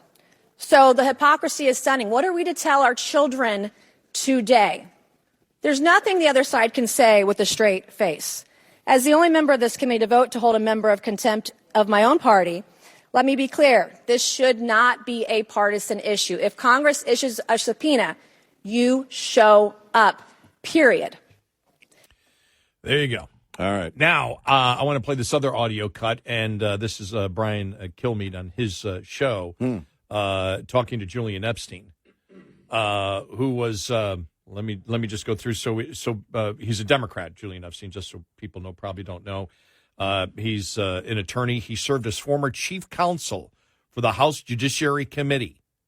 All right, he's a Democrat. He's as liberal as you can get, and previously chief of staff for the House Government Reform Committee. He was chief counsel during the impeachment proceedings of Bill Clinton in 1998 and lead counsel for numerous telecommunications, intellectual property, antitrust, counterterrorism, civil rights, and other legislation. So he was on with Brian, and this is what he had to say about what happened. Understand, remember, this is a liberal Democrat.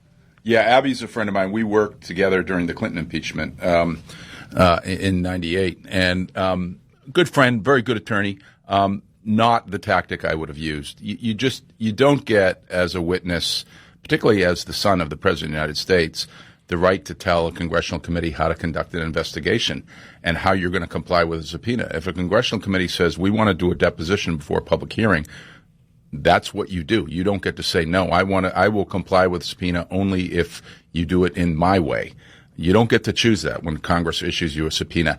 You can't say, I'm not going to comply with subpoena because I think you're motivated by a partisan investigation or partisan intent. It's just not how the system works. It breaks down. Right now, the Attorney General of the United States is prosecuting Steve Bannon and Peter Navarro for contempt of Congress and failing to comply with subpoenas. And I just don't know how the President of the United States or the Attorney General answers the question about the President's own son now defying a subpoena.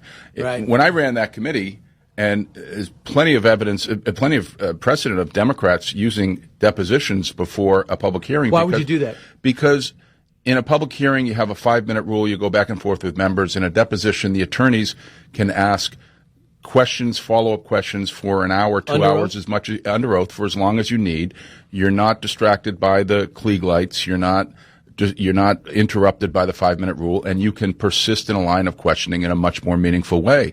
There's lots of reasons to do that. And you lay the groundwork to find out what you're going to do in public if, in fact, that be the next step, right? And to build a case. Democrats did that in the case of Bush 43 and the investigation that they did at the Judiciary Committee with the firing of the U.S. attorneys. So Democrats have used this process. There you go. Just wanted to play part of it for you, though. Understand, and everybody knows it. It's really weak because, the question that I have, because Raskin got up there and said, well, he's here, let him speak now. The first thought I have is, are you part, because this is the whole thing that the Republicans have asked, and it's a solid point. Are you actually in collusion with Hunter Biden? Right. To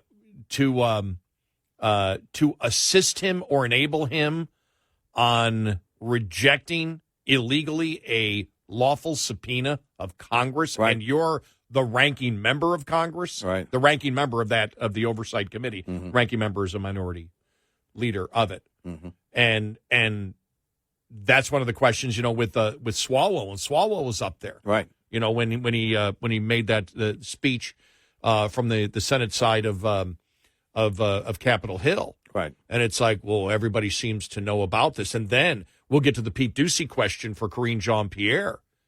I think one of the questions was, is he basically a pain in the butt now? He didn't say pain, but he was right, like, is he a pain to you people right now? Yeah.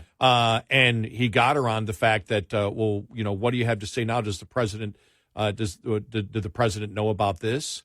I'm not getting into that. Well, you got into it last time. You said it last time. You said the president knew it. You said the president knew what he was going to do. Was the president in contact with Hunter? Right. Which then, as we had said back then, forget about father and son. You're looking at subject versus and witness. Witness versus the actual target, because the target is not Hunter. The target is President Biden, and President Biden is the target communicating with a witness. Yep. And the admission from Karine Jean-Pierre that he knew that he wasn't going to obey the law. If that were Trump and Donald Trump Jr., there'd be impeachment proceedings already. It would have, we'd be halfway through impeachment already. Yep, no doubt. And these are all legitimate questions and concerns. Look, MSNBC, when they were covering it live, they were like, oh, this is a mess. Yeah. It was unbelievable. I mean, because it's the only thing you're doing is flexing. It's the only thing you're doing. You're flexing. You're taunting. Which means you know that you are going around the law and you're flaunting that to everyone as if to say, I'm above the law, you can't touch me. That was the play yesterday. And think about it and again, Julian Epstein said it. He's a Democrat. Yeah. He said it. Yeah. You don't do this. You don't, it's a horrible move. You don't do it, and you can't, because that's what, Raskin all the time. Oh, and Raskin yesterday, oh my gosh, he was like, well, the difference is here, we always communicated better than you guys did with anybody who was coming in. You haven't communicated effectively with them. I'm like, it is such they look horrible in this. And every, like I said, every Democrat knows it. When Epstein was as clear as we have been on this what's wrong, and everybody knows what the procedure is for it. And I would say, too, with the question from Ducey to Karine Jean-Pierre, is basically, is he becoming a pain? Is this becoming a problem? I would ask that same question for the Democrats on these committees, for these ranking Democrats. Yeah, that was a problem for them yesterday. They're not going to say it. But none of them expected that to happen yesterday, and that's a problem for them. Unless they did.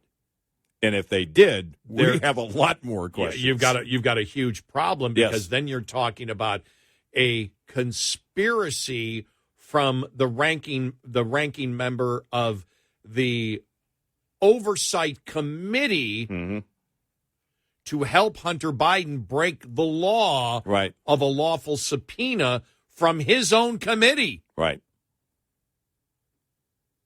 And you open that up because they don't have an answer for it, and their answers are so poor that you can throw that in then and say, what are you...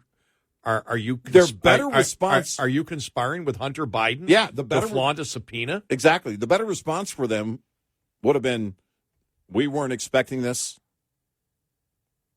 This is disruptive. If he's going to be here, he should be here in an official capacity, as is outlined." But they had to play their hand the way it was dealt, and it was dealt by Hunter Biden. 866-90 Red Eye. Get in touch with Red Eye Radio, toll free at 866-90 Red Eye.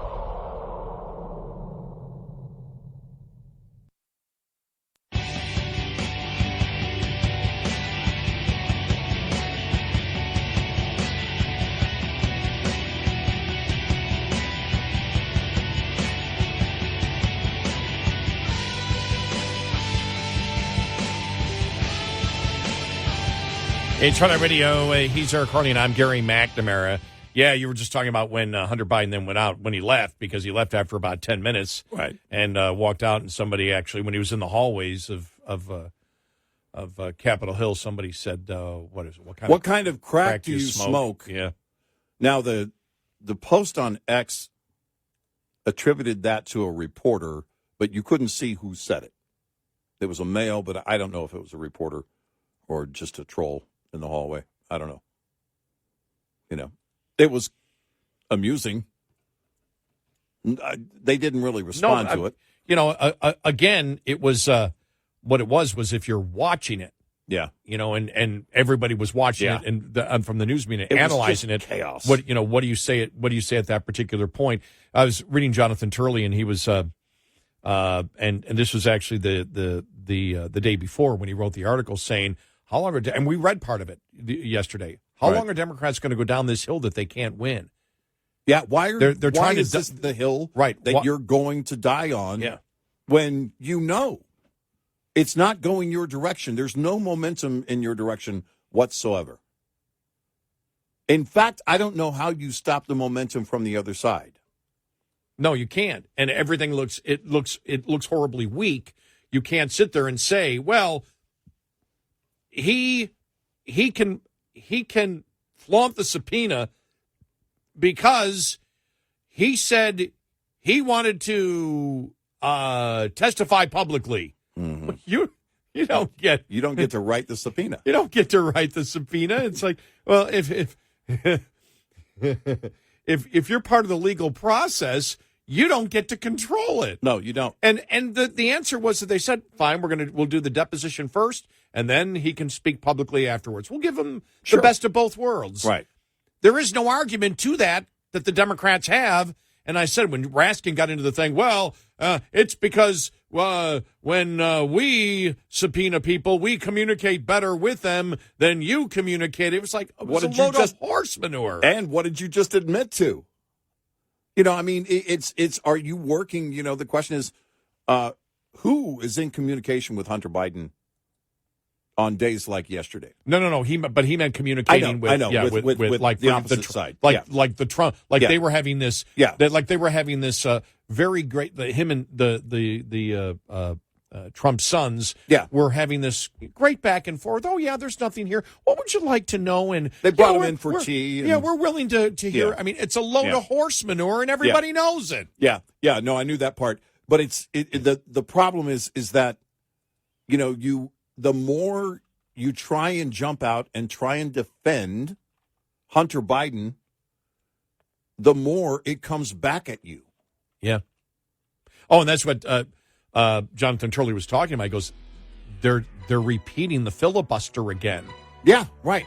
They want short-term game, and then the Republicans killed them on the filibuster. That's why the Republicans have the Supreme Court.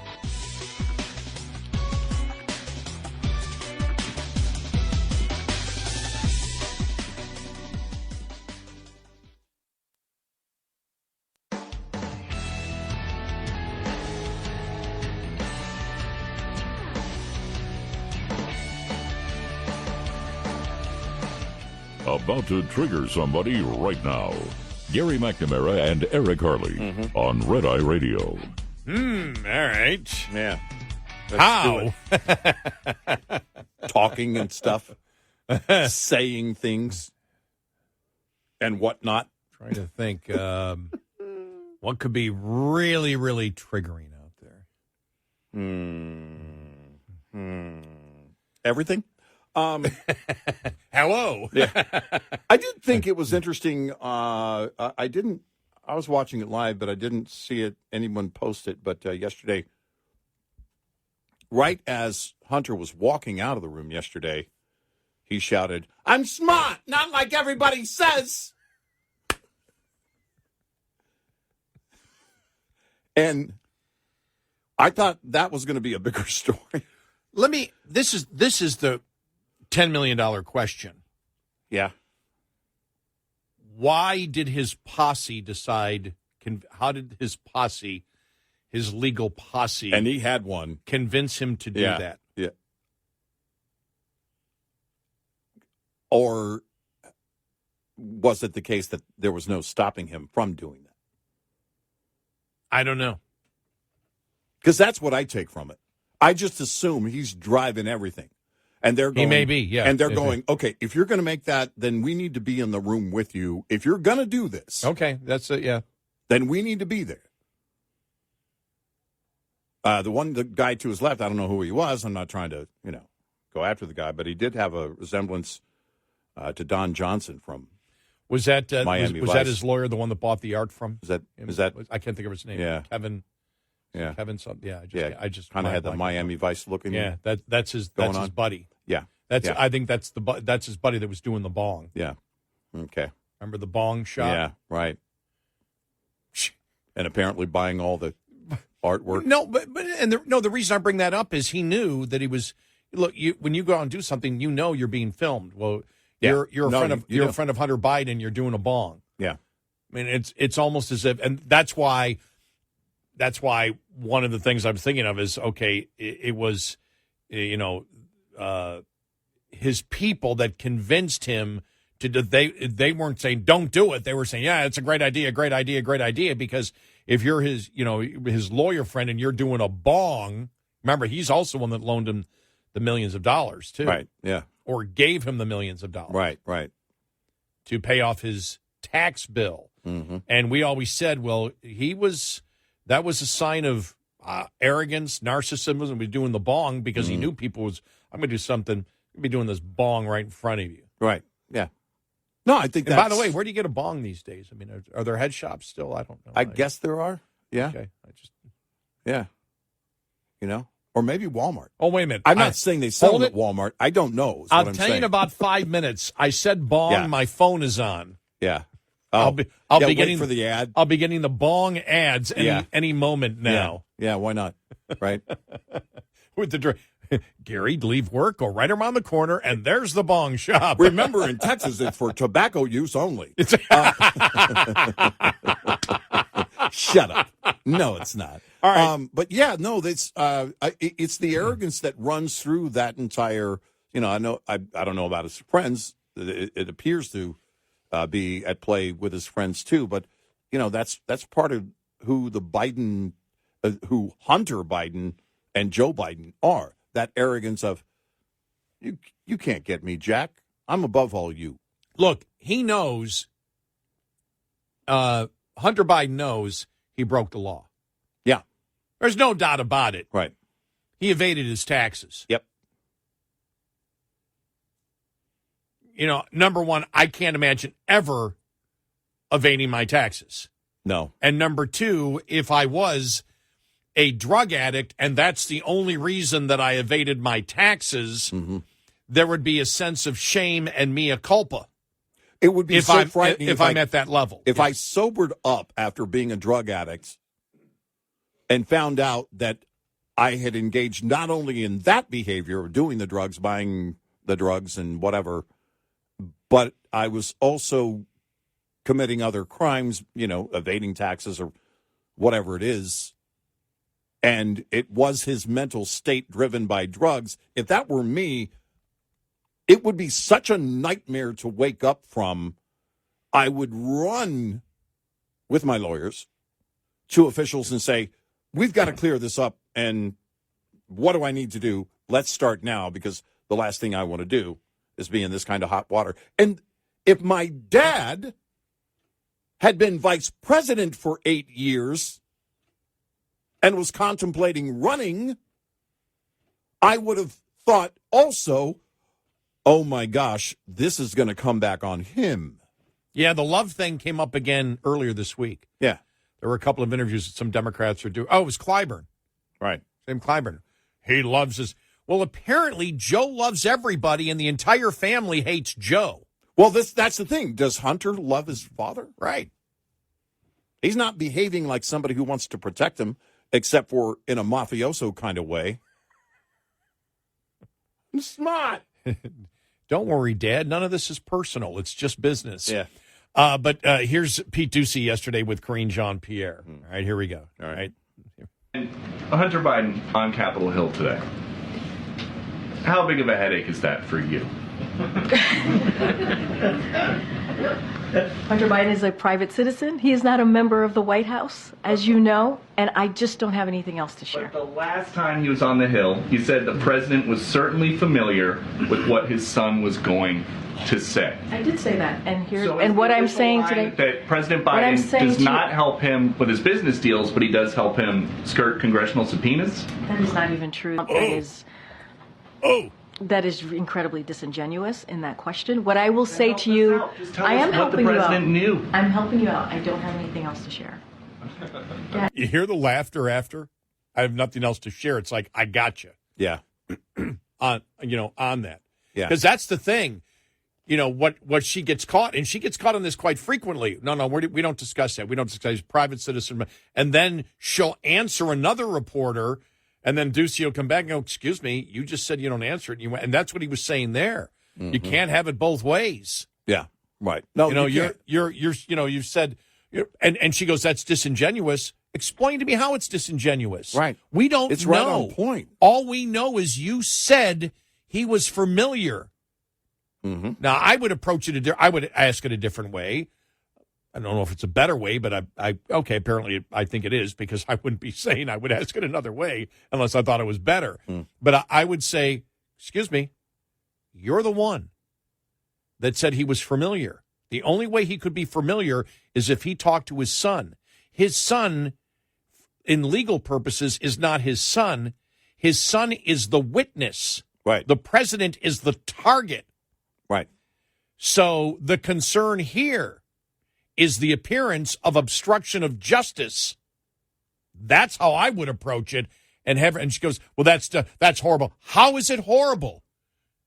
Well, I can't go into it. Excuse me, you opened the door. You opened the door by saying the president did it. You opened the door. Yeah. Explain to me why you did that, and now why you won't answer the question. You can't plead the fifth now. You've already talked. I would add that in there, too. That's really good, right? You can't plead the fifth now. Once you start. You've already talked. You got to plead the fifth all the time. Well, that's it. And which, by the way, we know the fifth doesn't apply. It doesn't apply here. Although they really wish that it did. And wishful thinking. But it is that it should have been that approach at the beginning. But the president is not. But she knew she got burned. And no, she knew she got burned. Horrible. She knew she got burned, and then you could hear, I don't know if it was Ducey laughing, but it was almost a laugh of, I got you. Yeah, you can't answer the question. Yeah. Yeah. And then she says, I'm going to help you out here. I'm going to quit. Yeah. Basically. Well, we had said it, remember, because we heard this, and you and I looked at each other and went, she just threw the president under the bus. This is not father-son. Yeah. This is subject-witness. Now, and again, the continuation yesterday, but when she said a few weeks back, was when she said, well, he was familiar with what his son was going to say that day. Then he knew. Then there had to be a conversation. Right. There had no to be way around it. A conversation. And so the witness is telling the target. Yeah. The witness is telling the suspect, the person of interest, that I am not going to, I'm not going to obey the subpoena. Right. And I'm going to actually get out and talk about it tomorrow. Right.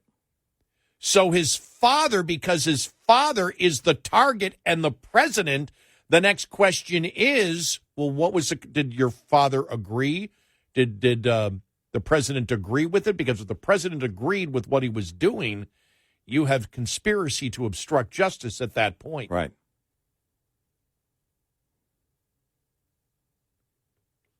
We were asking then, I still believe they should be looking into that part of it, that conversation.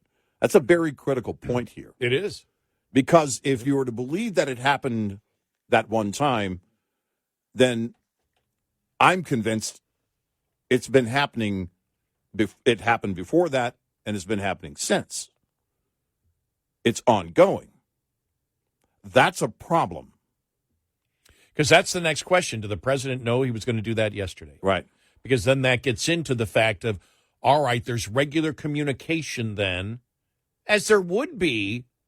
But the fact is, when you look at what the Republicans and what we already know from Hunter's laptop as to what he did, selling influence to the president of the United States, because you get, and that's why I said earlier, Hunter showing up did his father no favor, and Clyburn was out there, James Clyburn this week, saying this is just a father's love for his son, and they keep doing it.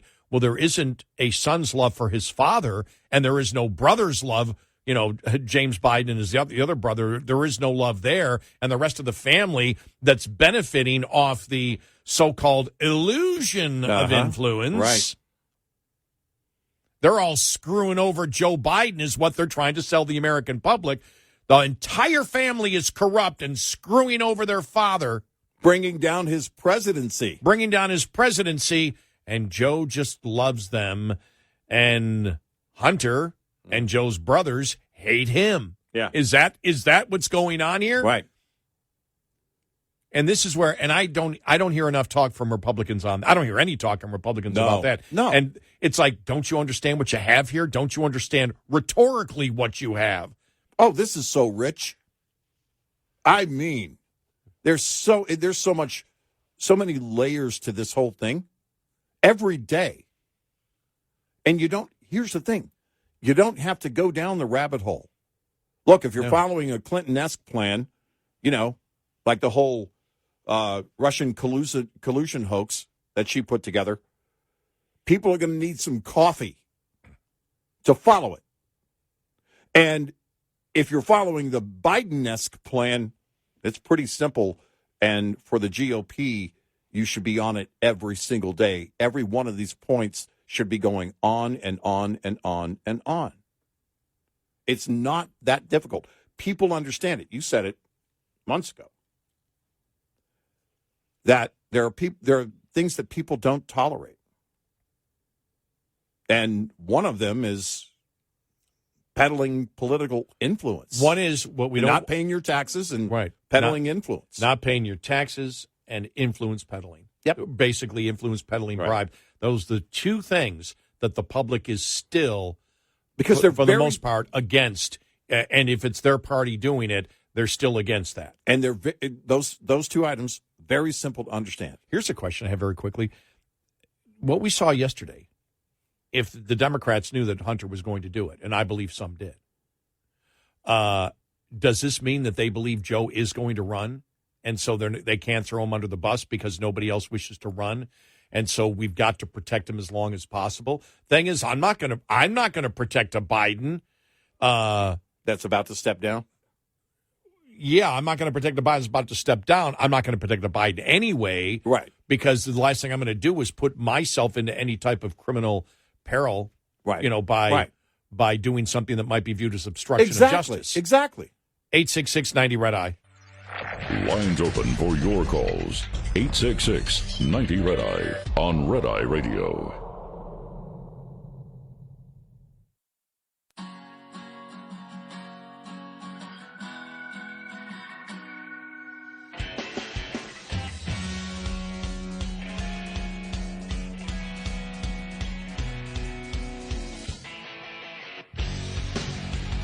It's Red Eye Radio. He's Eric Carly, and I'm Gary McNamara. Oh, and it got filthy in the hearing yesterday. I think the highlight of the filthiness was squad member Representative Jayapal again wanting to deflect from Hunter Biden. So she went right to Trump, and she said Trump incited an erection. Oh, wow! She actually said that. Well, oh my gosh, the place went crazy. Can you? I don't even know if you can be charged with that. I don't know what kind of lawyer you would even hire. I have a lot of questions about that. It was just... And quite frankly, actually, I don't even want to talk about it anymore. We're done. We're done.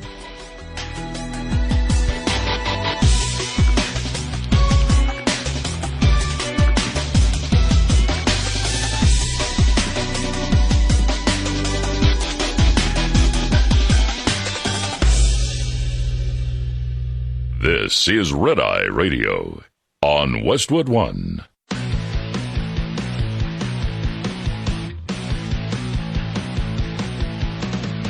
Now, it's Red Eye Radio. Gary McNamara and Eric Harley talk about everything from politics to social issues and news of the day. Whether you're up late or you're just starting your day, welcome to the show. From the Uniden America Studios, this is Red Eye Radio. All across America and around the world, he is Eric Harley, and I'm Gary McNamara. Good morning. Hello. To Representative Jayapal. It is insurrection. Yeah, the word is insurrection. Right. Just make sure It's also not resurrection. Right. I heard that. And it goes back several weeks, but yeah, no, it's insurrection, which it wasn't to begin with. But that's the word you're looking for. Right. We're just talking the word. Yes. That was not an editorial comment. Exactly. Yeah. It was just she wasn't able to get out. Yeah. Insurrection, and it came out. Well, go back and listen to last time. Yeah, listen, we have a podcast, and we invite you, if you missed the show, to go back and listen to that podcast. Well, I want to get to Comer talking to reporters after the Hunter Biden debacle yesterday. I just don't know what he's thinking. I'm not Comer, Hunter Biden. You shake your head and you're just like, what is he thinking? How does he think this is to his advantage? Or is his whole life been just an emotional nightmare and he just does stupid things? Well, there's the thing. I have to ask that question. His eyes were really weird looking throughout the whole thing while he was in the room. I don't know what somebody's thinking, but it just seemed like he was kind of out of his mind in that moment. And that's the point. It doesn't seem like he was thinking logically. That seemed like a last-minute deal. And it sounds like something someone like a Hunter Biden would do, and his lawyers say, look, if you're going to do this, we're going to have to come with you. You can't just walk in there. I don't know if that's the case. His crazy lawyer friend, I don't know what, Yeah, I don't know. Because that guy's just weird to begin with, too, so who knows. Yeah. But here's Comer after the Hunter Biden visit to Capitol Hill yesterday. Today, the House Oversight Committee voted to hold Hunter Biden in contempt of Congress. This is something that, unfortunately, we had to do. We've conducted this investigation for over a year. We've been very transparent with the American people. We've been very transparent with the media. We've published 4 substantive bank memorandums that show concerning transactions from our enemies around the world. We've referenced several hundreds of suspicious activity reports that the banks filed, very concerned about suspicious activity by the Biden family. We've heard testimony from IRS whistleblowers about the IRS and Department of Justice investigating various members of the Biden family for criminal wrongdoing. And can we get you all out, or you just be quiet while we do this interview? Everybody, pop it down. It was one of those days, wasn't it? So, it was. It really was. What we saw today, unfortunately, was a stunt by the president's son to come in. This is the second time when he was supposed to be here in this room. The first time was the day we were supposed to have the deposition. He showed up in front of the Senate and had a press conference, said he was there to answer questions, then got in the car with Eric Swalwell and drove off. Today he came here. He sat on the front row, and the day we voted to hold him in contempt, he didn't bother to show up or tell anyone he was coming or try to work with us on a date for a deposition.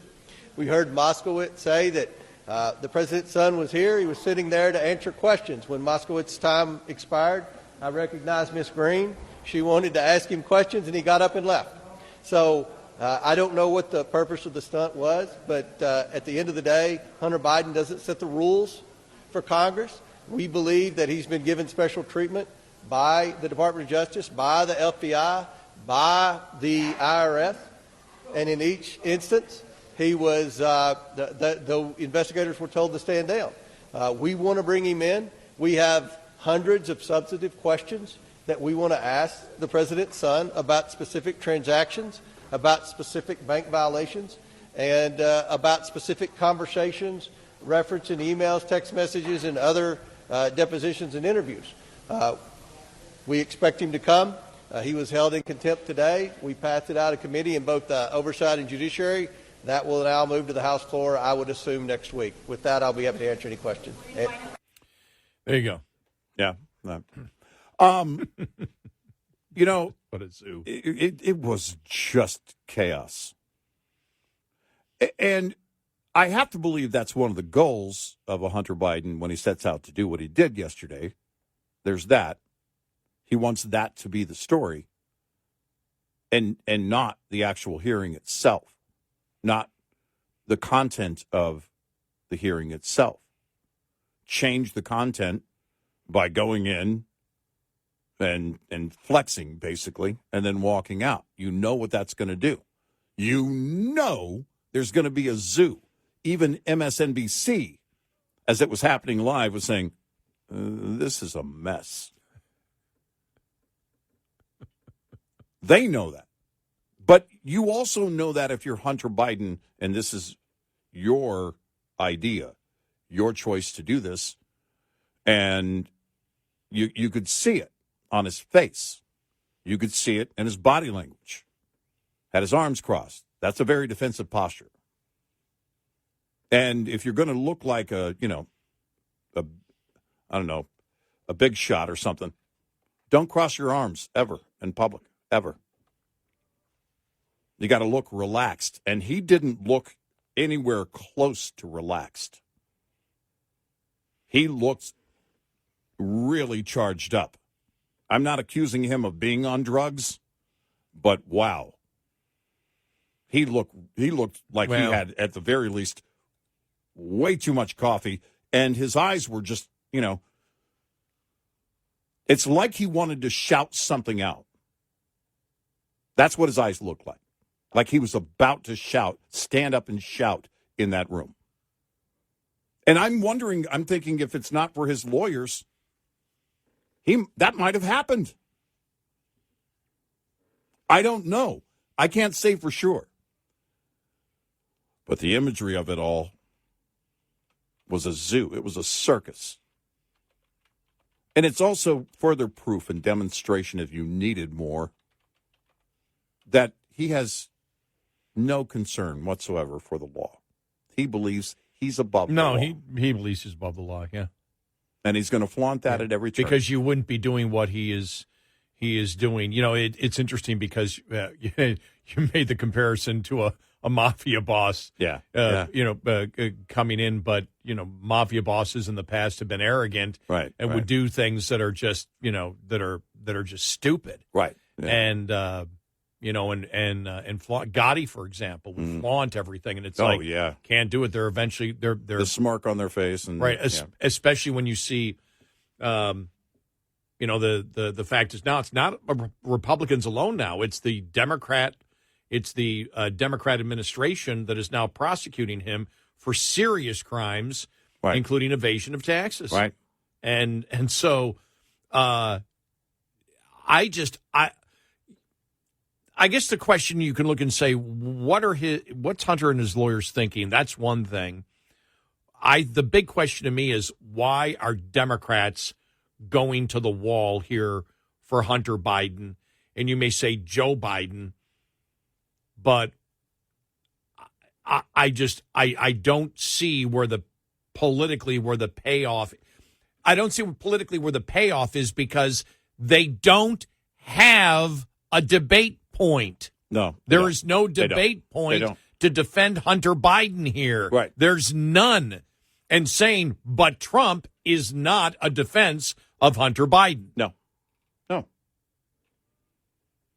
And so we know, look, they're looking for the answers, because the answer is, as we've said, there's really two possibilities: that Joe Biden was involved in influence peddling with his family, to enrich his family. Mm-hmm.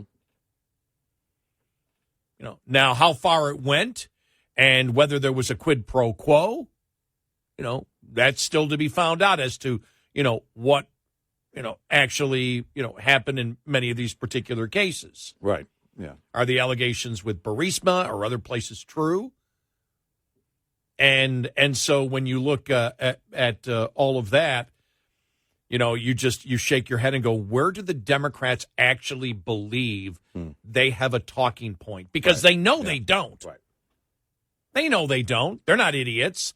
They know they don't. But for some reason, they're still backing the president's son, which means they're backing the president who they don't wish to be the nominee in 2024. Mm-hmm, mm-hmm. That's... Like I said, in this election, there's so many variables in this election. I guess, if you're doing this, if you're Raskin or any of the, Democrats, he's a ranking member. But if you look at, any of the top Democrats, are you also, because we'll reintroduce something I've brought up, and that is this has been known for years inside the Beltway about Joe Biden. There was great concern years ago about this, which means any of these long-serving Democrats knew about it and said nothing. And so when this falls, if it does fall, whatever comes down is also going to shine some light on that fact. And so maybe at this point, you're not so much defending Joe as you are trying to build a barrier between Joe and the party and maybe have it not come down so hard on the party itself. I don't know. I'm, throwing out possibilities. I don't know. I don't know why in the world, if we're at this point of, look, President Newsom is meeting with President Clinton in Mexico. I knew that would get you looked at me almost as, you mean governor? You were going to say it. You mean governor? No, President Newsom was wanna be president now. Yeah, wanna be President Newsom.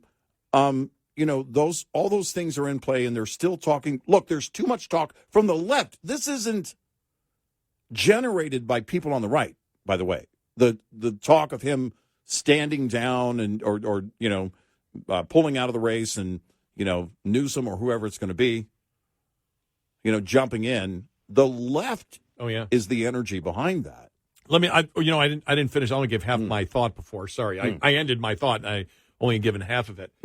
The problem is either Joe Biden is, guilty of a conspiracy with his family to do influence peddling, or the fallback point that Joe just loves his family and loves Hunter. And remember, it's Democrats that have used this defense. Yeah.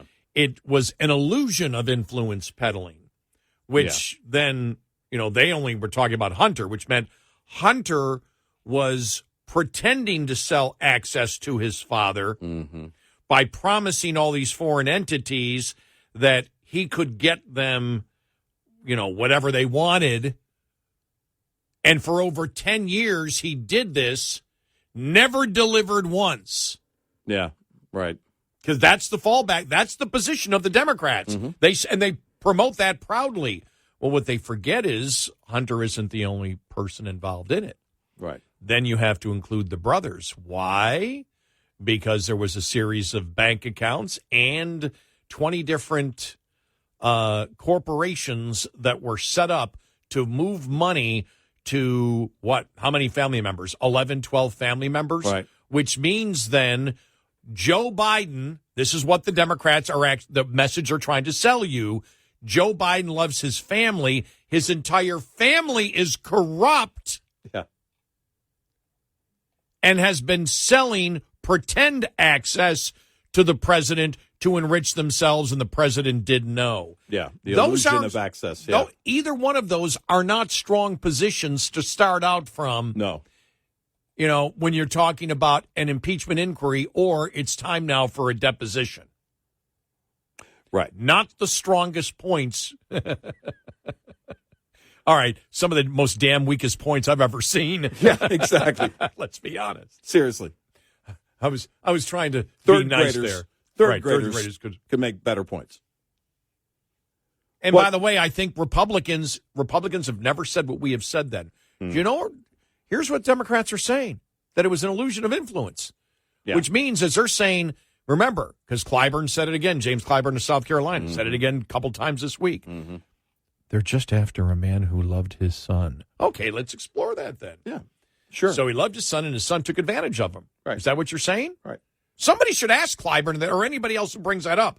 Fine, then what's your scenario? Right, yeah. So are you saying that Hunter Biden was selling pretend access to his father, an illusion? Right. Then was Jim doing the same? And the family set up all of these different bank accounts and LLCs to distribute the money to the family. We know that's a fact. So are you saying that Joe loves his family and his whole family hates him and is corrupt and is attempting to use him to enrich himself over a period of a decade? Is that what you're saying? Can't have it both ways. Can't have it both ways, no. But I haven't heard anybody bring that up except us. Maybe there is. I haven't seen it anywhere. It's like, and that's the important thing is when they say something, You've got to say, all right, what are they actually communicating? Because we're in a society now where you say, Joe just loves his son. Yeah. Well, then the question Republicans have to ask is, what the hell does that mean? Right. Let's follow that. Joe loves his son, and that means what? Right. His son took advantage of him? All right. Now you say it's an influence of the illusion of influence. Right. Fine. Well, then is that what his brothers were, Joe Biden's brothers, have been selling? And then, oh my God, the entire family has enriched themselves through bank accounts and LLCs to hide the money. So does Joe love his family and they all hate him? And they're all using him? Is the entire Biden family corrupt except Joe? Is that your defense of the president? That's the picture you're painting. That's your story. Yeah. There's no way around that. Wake up, Republicans. You've got more ammo. It's too easy. 866-90 Red Eye. Brought to you by Hot Shot Secret. Hi, I'm Jen Loomis, a transport safety expert at JJ Keller, and I'm here to share a tip on speed and space management. When driving, you need to manage the space around your vehicle so that there's enough space to allow you to adjust when traffic conditions change. The space ahead of your vehicle is the most important and one of the easiest to monitor and adjust as needed. One rule of thumb is to allow at least 1 second for each 10 feet of vehicle length at speeds below 40 miles per hour. At greater speeds, add an additional second. It's impossible to keep other drivers from tailgating you, but there are some things you can do to make it safer, such as increasing your following distance, avoiding quick lane changes, and slowing down. There are also several things you should do to ensure that there is plenty of space between the side of your vehicle and other vehicles. Don't hug the center line, avoid hugging the right side of the road, and avoid traveling alongside other vehicles in strong winds, especially crosswinds. This tip was brought to you by JJ Keller and Associates. Visit us at jjkeller.com. Get in touch with Red Eye Radio, toll free at 866-90 Red Eye.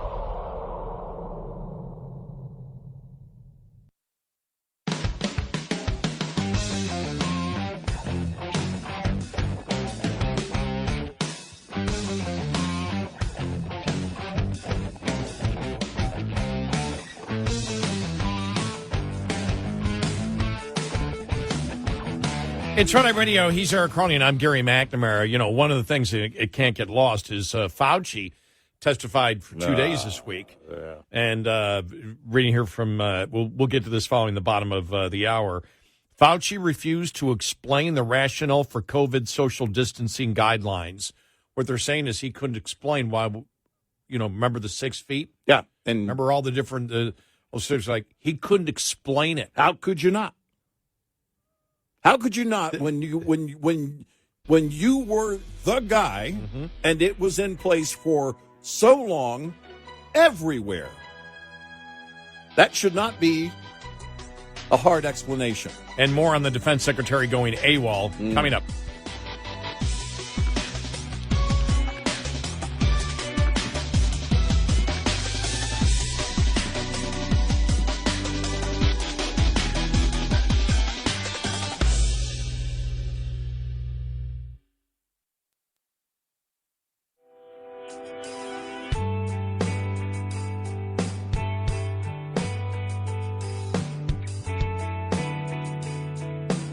You're listening to Red Eye Radio from the Uniden America Studios. And he is Eric Carly, and I'm Gary McNamara. Good morning. All right. I thought this was fascinating. This was a op-ed piece in the Wall Street Journal from Tevi Troy, who worked in the Bush administration. All right. Was, I think, Assistant Secretary of HHS, and then was a presidential aide. And this is on the whole Secretary of Defense Austin debacle that happened. And as he writes here, and this is the some of the things that we have said, people that are blowing this off, well, it's really nothing. Well, it's huge. It's massive. Because this just never happens. Massive. And we said anybody inside the Beltway knows this. Yeah. And so he writes, he goes, the president's men don't go AWOL. There is no such thing as personal time when you work for the guy in the Oval Office.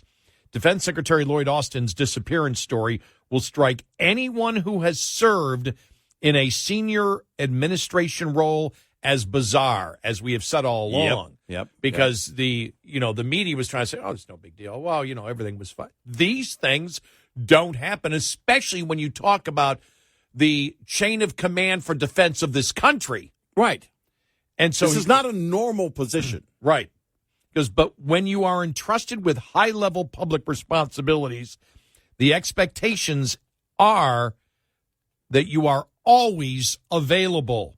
Always. Top officials like Mr. Austin occupy what is known as the PAS level, PAS, presidentially appointed, Senate confirmed. PAS officials don't even accrue vacation days since they are assumed always to be on the clock. Over the years, the constant availability of top administration aides at all hours has become the stuff of legend.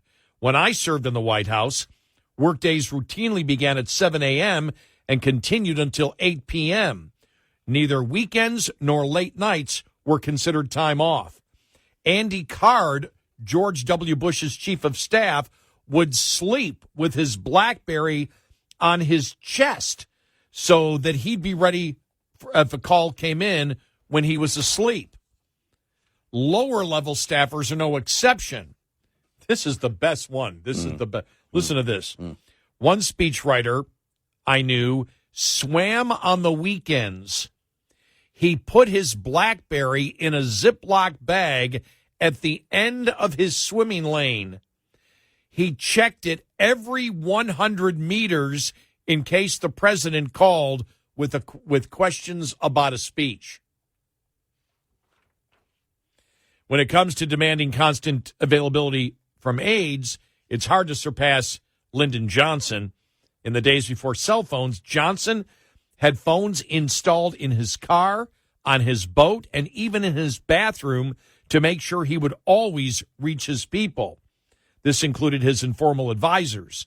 Lou Wasserman, a Hollywood mogul who became a fundraiser and counselor to Johnson, once received a call that a Signal Corps officer was installing a phone in his house. Johnson had demanded Wasserman have a direct line installed so he'd be reachable. When Wasserman objected, he was told that the phone was going in whether he liked it or not, and he might as well just pick a place for it. Johnson saw phones as a way to control people. He believed that if the phone rang and you weren't there, that meant you weren't at your desk working.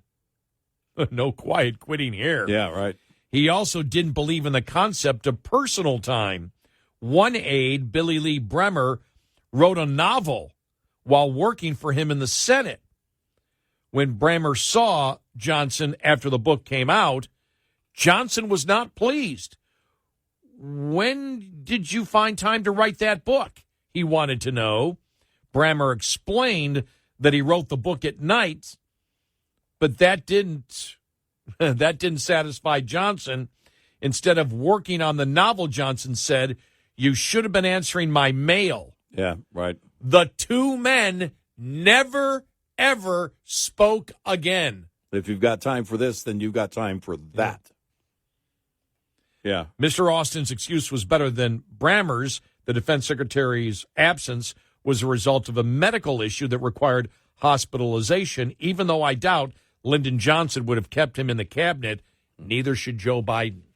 That's the thing that people don't understand. It's not when you work at that level, it's not, 8 to 5 and go home. There is no time off. No. Because when you are, and think about that,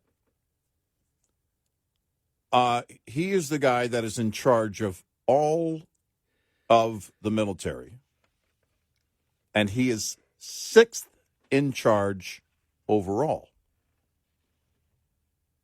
There is no skipping that. That's why Rumsfeld, I'm sure why he felt, okay, it's a 2-hour procedure. It's local anesthesia. Local, he wasn't even out. Not even going to put me under, but I still, because you don't know. Right.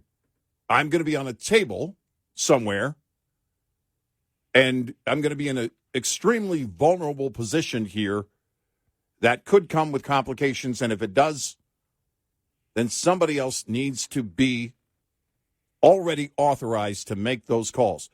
When you think about Austin's deputy, Hicks, she's the one that was on vacation. And she learns about it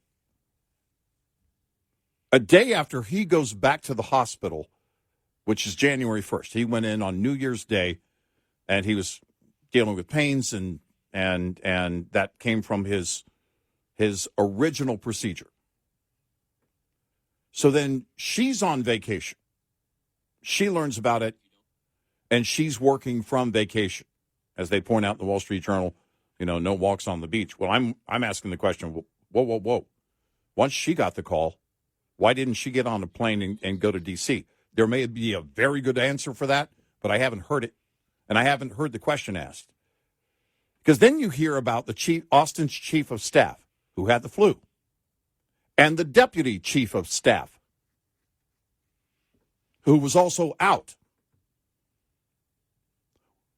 Who is in charge? All the more reason that it doesn't matter. If something is going on, and Austin knows this, you don't get to be a 4-star general without knowing it. And by the way, we're getting no transparency. Well, we're going to none. And it's going to be investigation. We're going to review the Republicans protocol. Republicans are like, no, we're going to do it because we don't trust you to do any of this because we're not getting any answers. For example, we've asked the question, why did you just give her some of your duties? Right. Yeah. If you're going to be incapacitated, which duties are we talking why about? didn't she get all of your duties? What duties are we talking about? And we're getting none of that. There is zero transparency. In fact, this administration always hems and haws to the point where it's like, oh, okay, you're hiding something that you don't want the public to know about. And there's the thing. And if he's on pain medications, aside from over-the-counter pain medications, Austin, then that's also a situation where he should not be making decisions. So we don't know where, that part of the timeline is, what his treatment is and all of that, where it fell. But when you read the timeline of how this thing went down, it honestly was as if nobody cared about this whole thing, about the job at hand as Secretary of Defense. And that just blows me away from a guy who is a retired 4-star general. I don't understand that at all. But again, what does the leader do? Same thing. Not that Trump didn't go golfing and things like that. What does a leader, if you're a leader, what would one do? Right. Not that Trump, I thought you were talking about not for example, that Trump didn't golf and do things like that. But and we say you're always working as president. But right. Nobody has taken the type of vacations. No one. No president has taken the amount of vacation that Joe Biden has done. And when Joe Biden takes the vacation, remember, he doesn't answer any questions. Right. He's not communicating to begin with. And so the fact that he's taking so many, vacations, and you think about it, if you're the staff working for him, geez, he wants us to work 24/7. And, and then when, there's a problem, we try to contact him, we get nothing from the White House. Well, he doesn't seem to care. All he wants to do is be there, say a couple of things, go on vacation on the weekends, take more vacation time than any president in modern American history, probably all of American history. Why the hell should we be reporting to him? And we're doing our job, and exactly, he's not going to pay attention to us anyway. He doesn't even know we exist, or whatever. Right? Yeah. He's still in the Virgin Islands. He's not going to respond to anything. We're not going to be able to get through. And that's the because of his cognitive abilities. Mm-hmm. Is he shut off from his own cabinet? Well, no. I've got to ask that question. I was about to say, when do you see him? I mean, at first you saw him in the ice cream store. Remember that? And because the media would follow him in there. Now he's at a distance every time he's away. He's being shielded from the media. Is he being shielded from his own cabinet? I mean, you have to ask these questions because Trump, we've said many times, almost to a fault, would stop if he was getting on Marine One, and he would just have he'd sit there and talk forever with the media if they had a question. He didn't run from them at all. Bush, 43, his ranch in Texas. Remember that, being on the golf cart and the whole thing, and driving around or in the pickup truck or wherever, whatever, and the media would be there, and he knew that. That was part of it. Oh, they hated going there. Oh, they did. They did. And but he didn't. None of them were running from the media. I mean, Obama a couple of times hopped on a bicycle and tried to get away, but it didn't work. It's very different with Joe. It's not just that he's on vacation. He's being shielded. Right. And he's being kept from the media. Since we know he's being shielded from the media, like no other president has been shielded by the media, well, then how do we know that his cognitive abilities are so bad that everything has to pass through someone else before they talk to him? Exactly. And so you've got then the cabinet members saying, we never get to talk to the president. Right. This is a hypothetical now. Right. We never get to talk to the president. We always talk to an aide who claims they're passing it on. They really don't care what we have to think. Right. There's no sense of urgency there. Right. And I'm really wondering if you have, to use the term, if you have a president who is quiet quitting, well, you expect the people that work for you don't pick up on that? Right. And then quiet quit themselves? Or he's not the one making the calls, so he's not the one they reach out to. Yeah. Because as far as we know, he didn't reach out to anybody in the White House. Right, exactly. Right. But here's the thing. There's no way to explain away this whole thing with Austin. There isn't. No, there isn't. At one point, his deputy, Hicks, she still wasn't aware of the full situation. No, she wasn't. She didn't know when she took over some of his responsibilities. She had wasn't no idea aware. In the hospital. And you're right. At that point, it's like, and so they were communicating. Why were some of his duties assigned to her? My question was, did you not ask? And how would it not be signed over? Because I want to know about the formalities and the protocol there. If Rumsfeld says, well, I signed the document, signed over my authority to, or whatever, then in my mind, I'm thinking, all right, then that means you signed a document as such. And by the way, you also it's protocol to make it public, so so your enemies know that we're in full control, right? That you're in full control, and that the power and authority to respond has been transferred to somebody else. What if the truth about Austin and his situation that he was in got to our enemy before it got to his deputy Secretary of Defense? That's the equation you look at. That's what you want to prevent, is the enemy learning this before the important people here stateside, domestically, learn it. 866-90 Red Eye. We'll be right back with more Red Eye Radio with Eric Harley and Gary McNamara.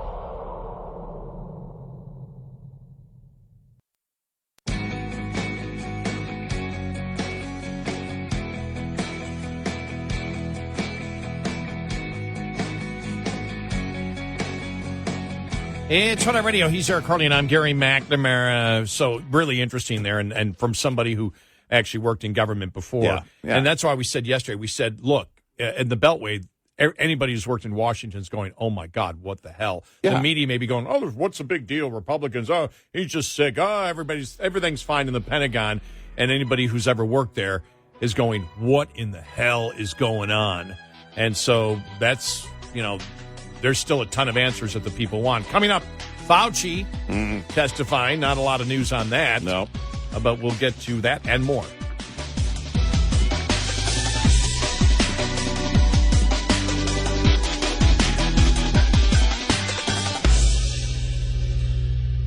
This is Red Eye Radio on Westwood One.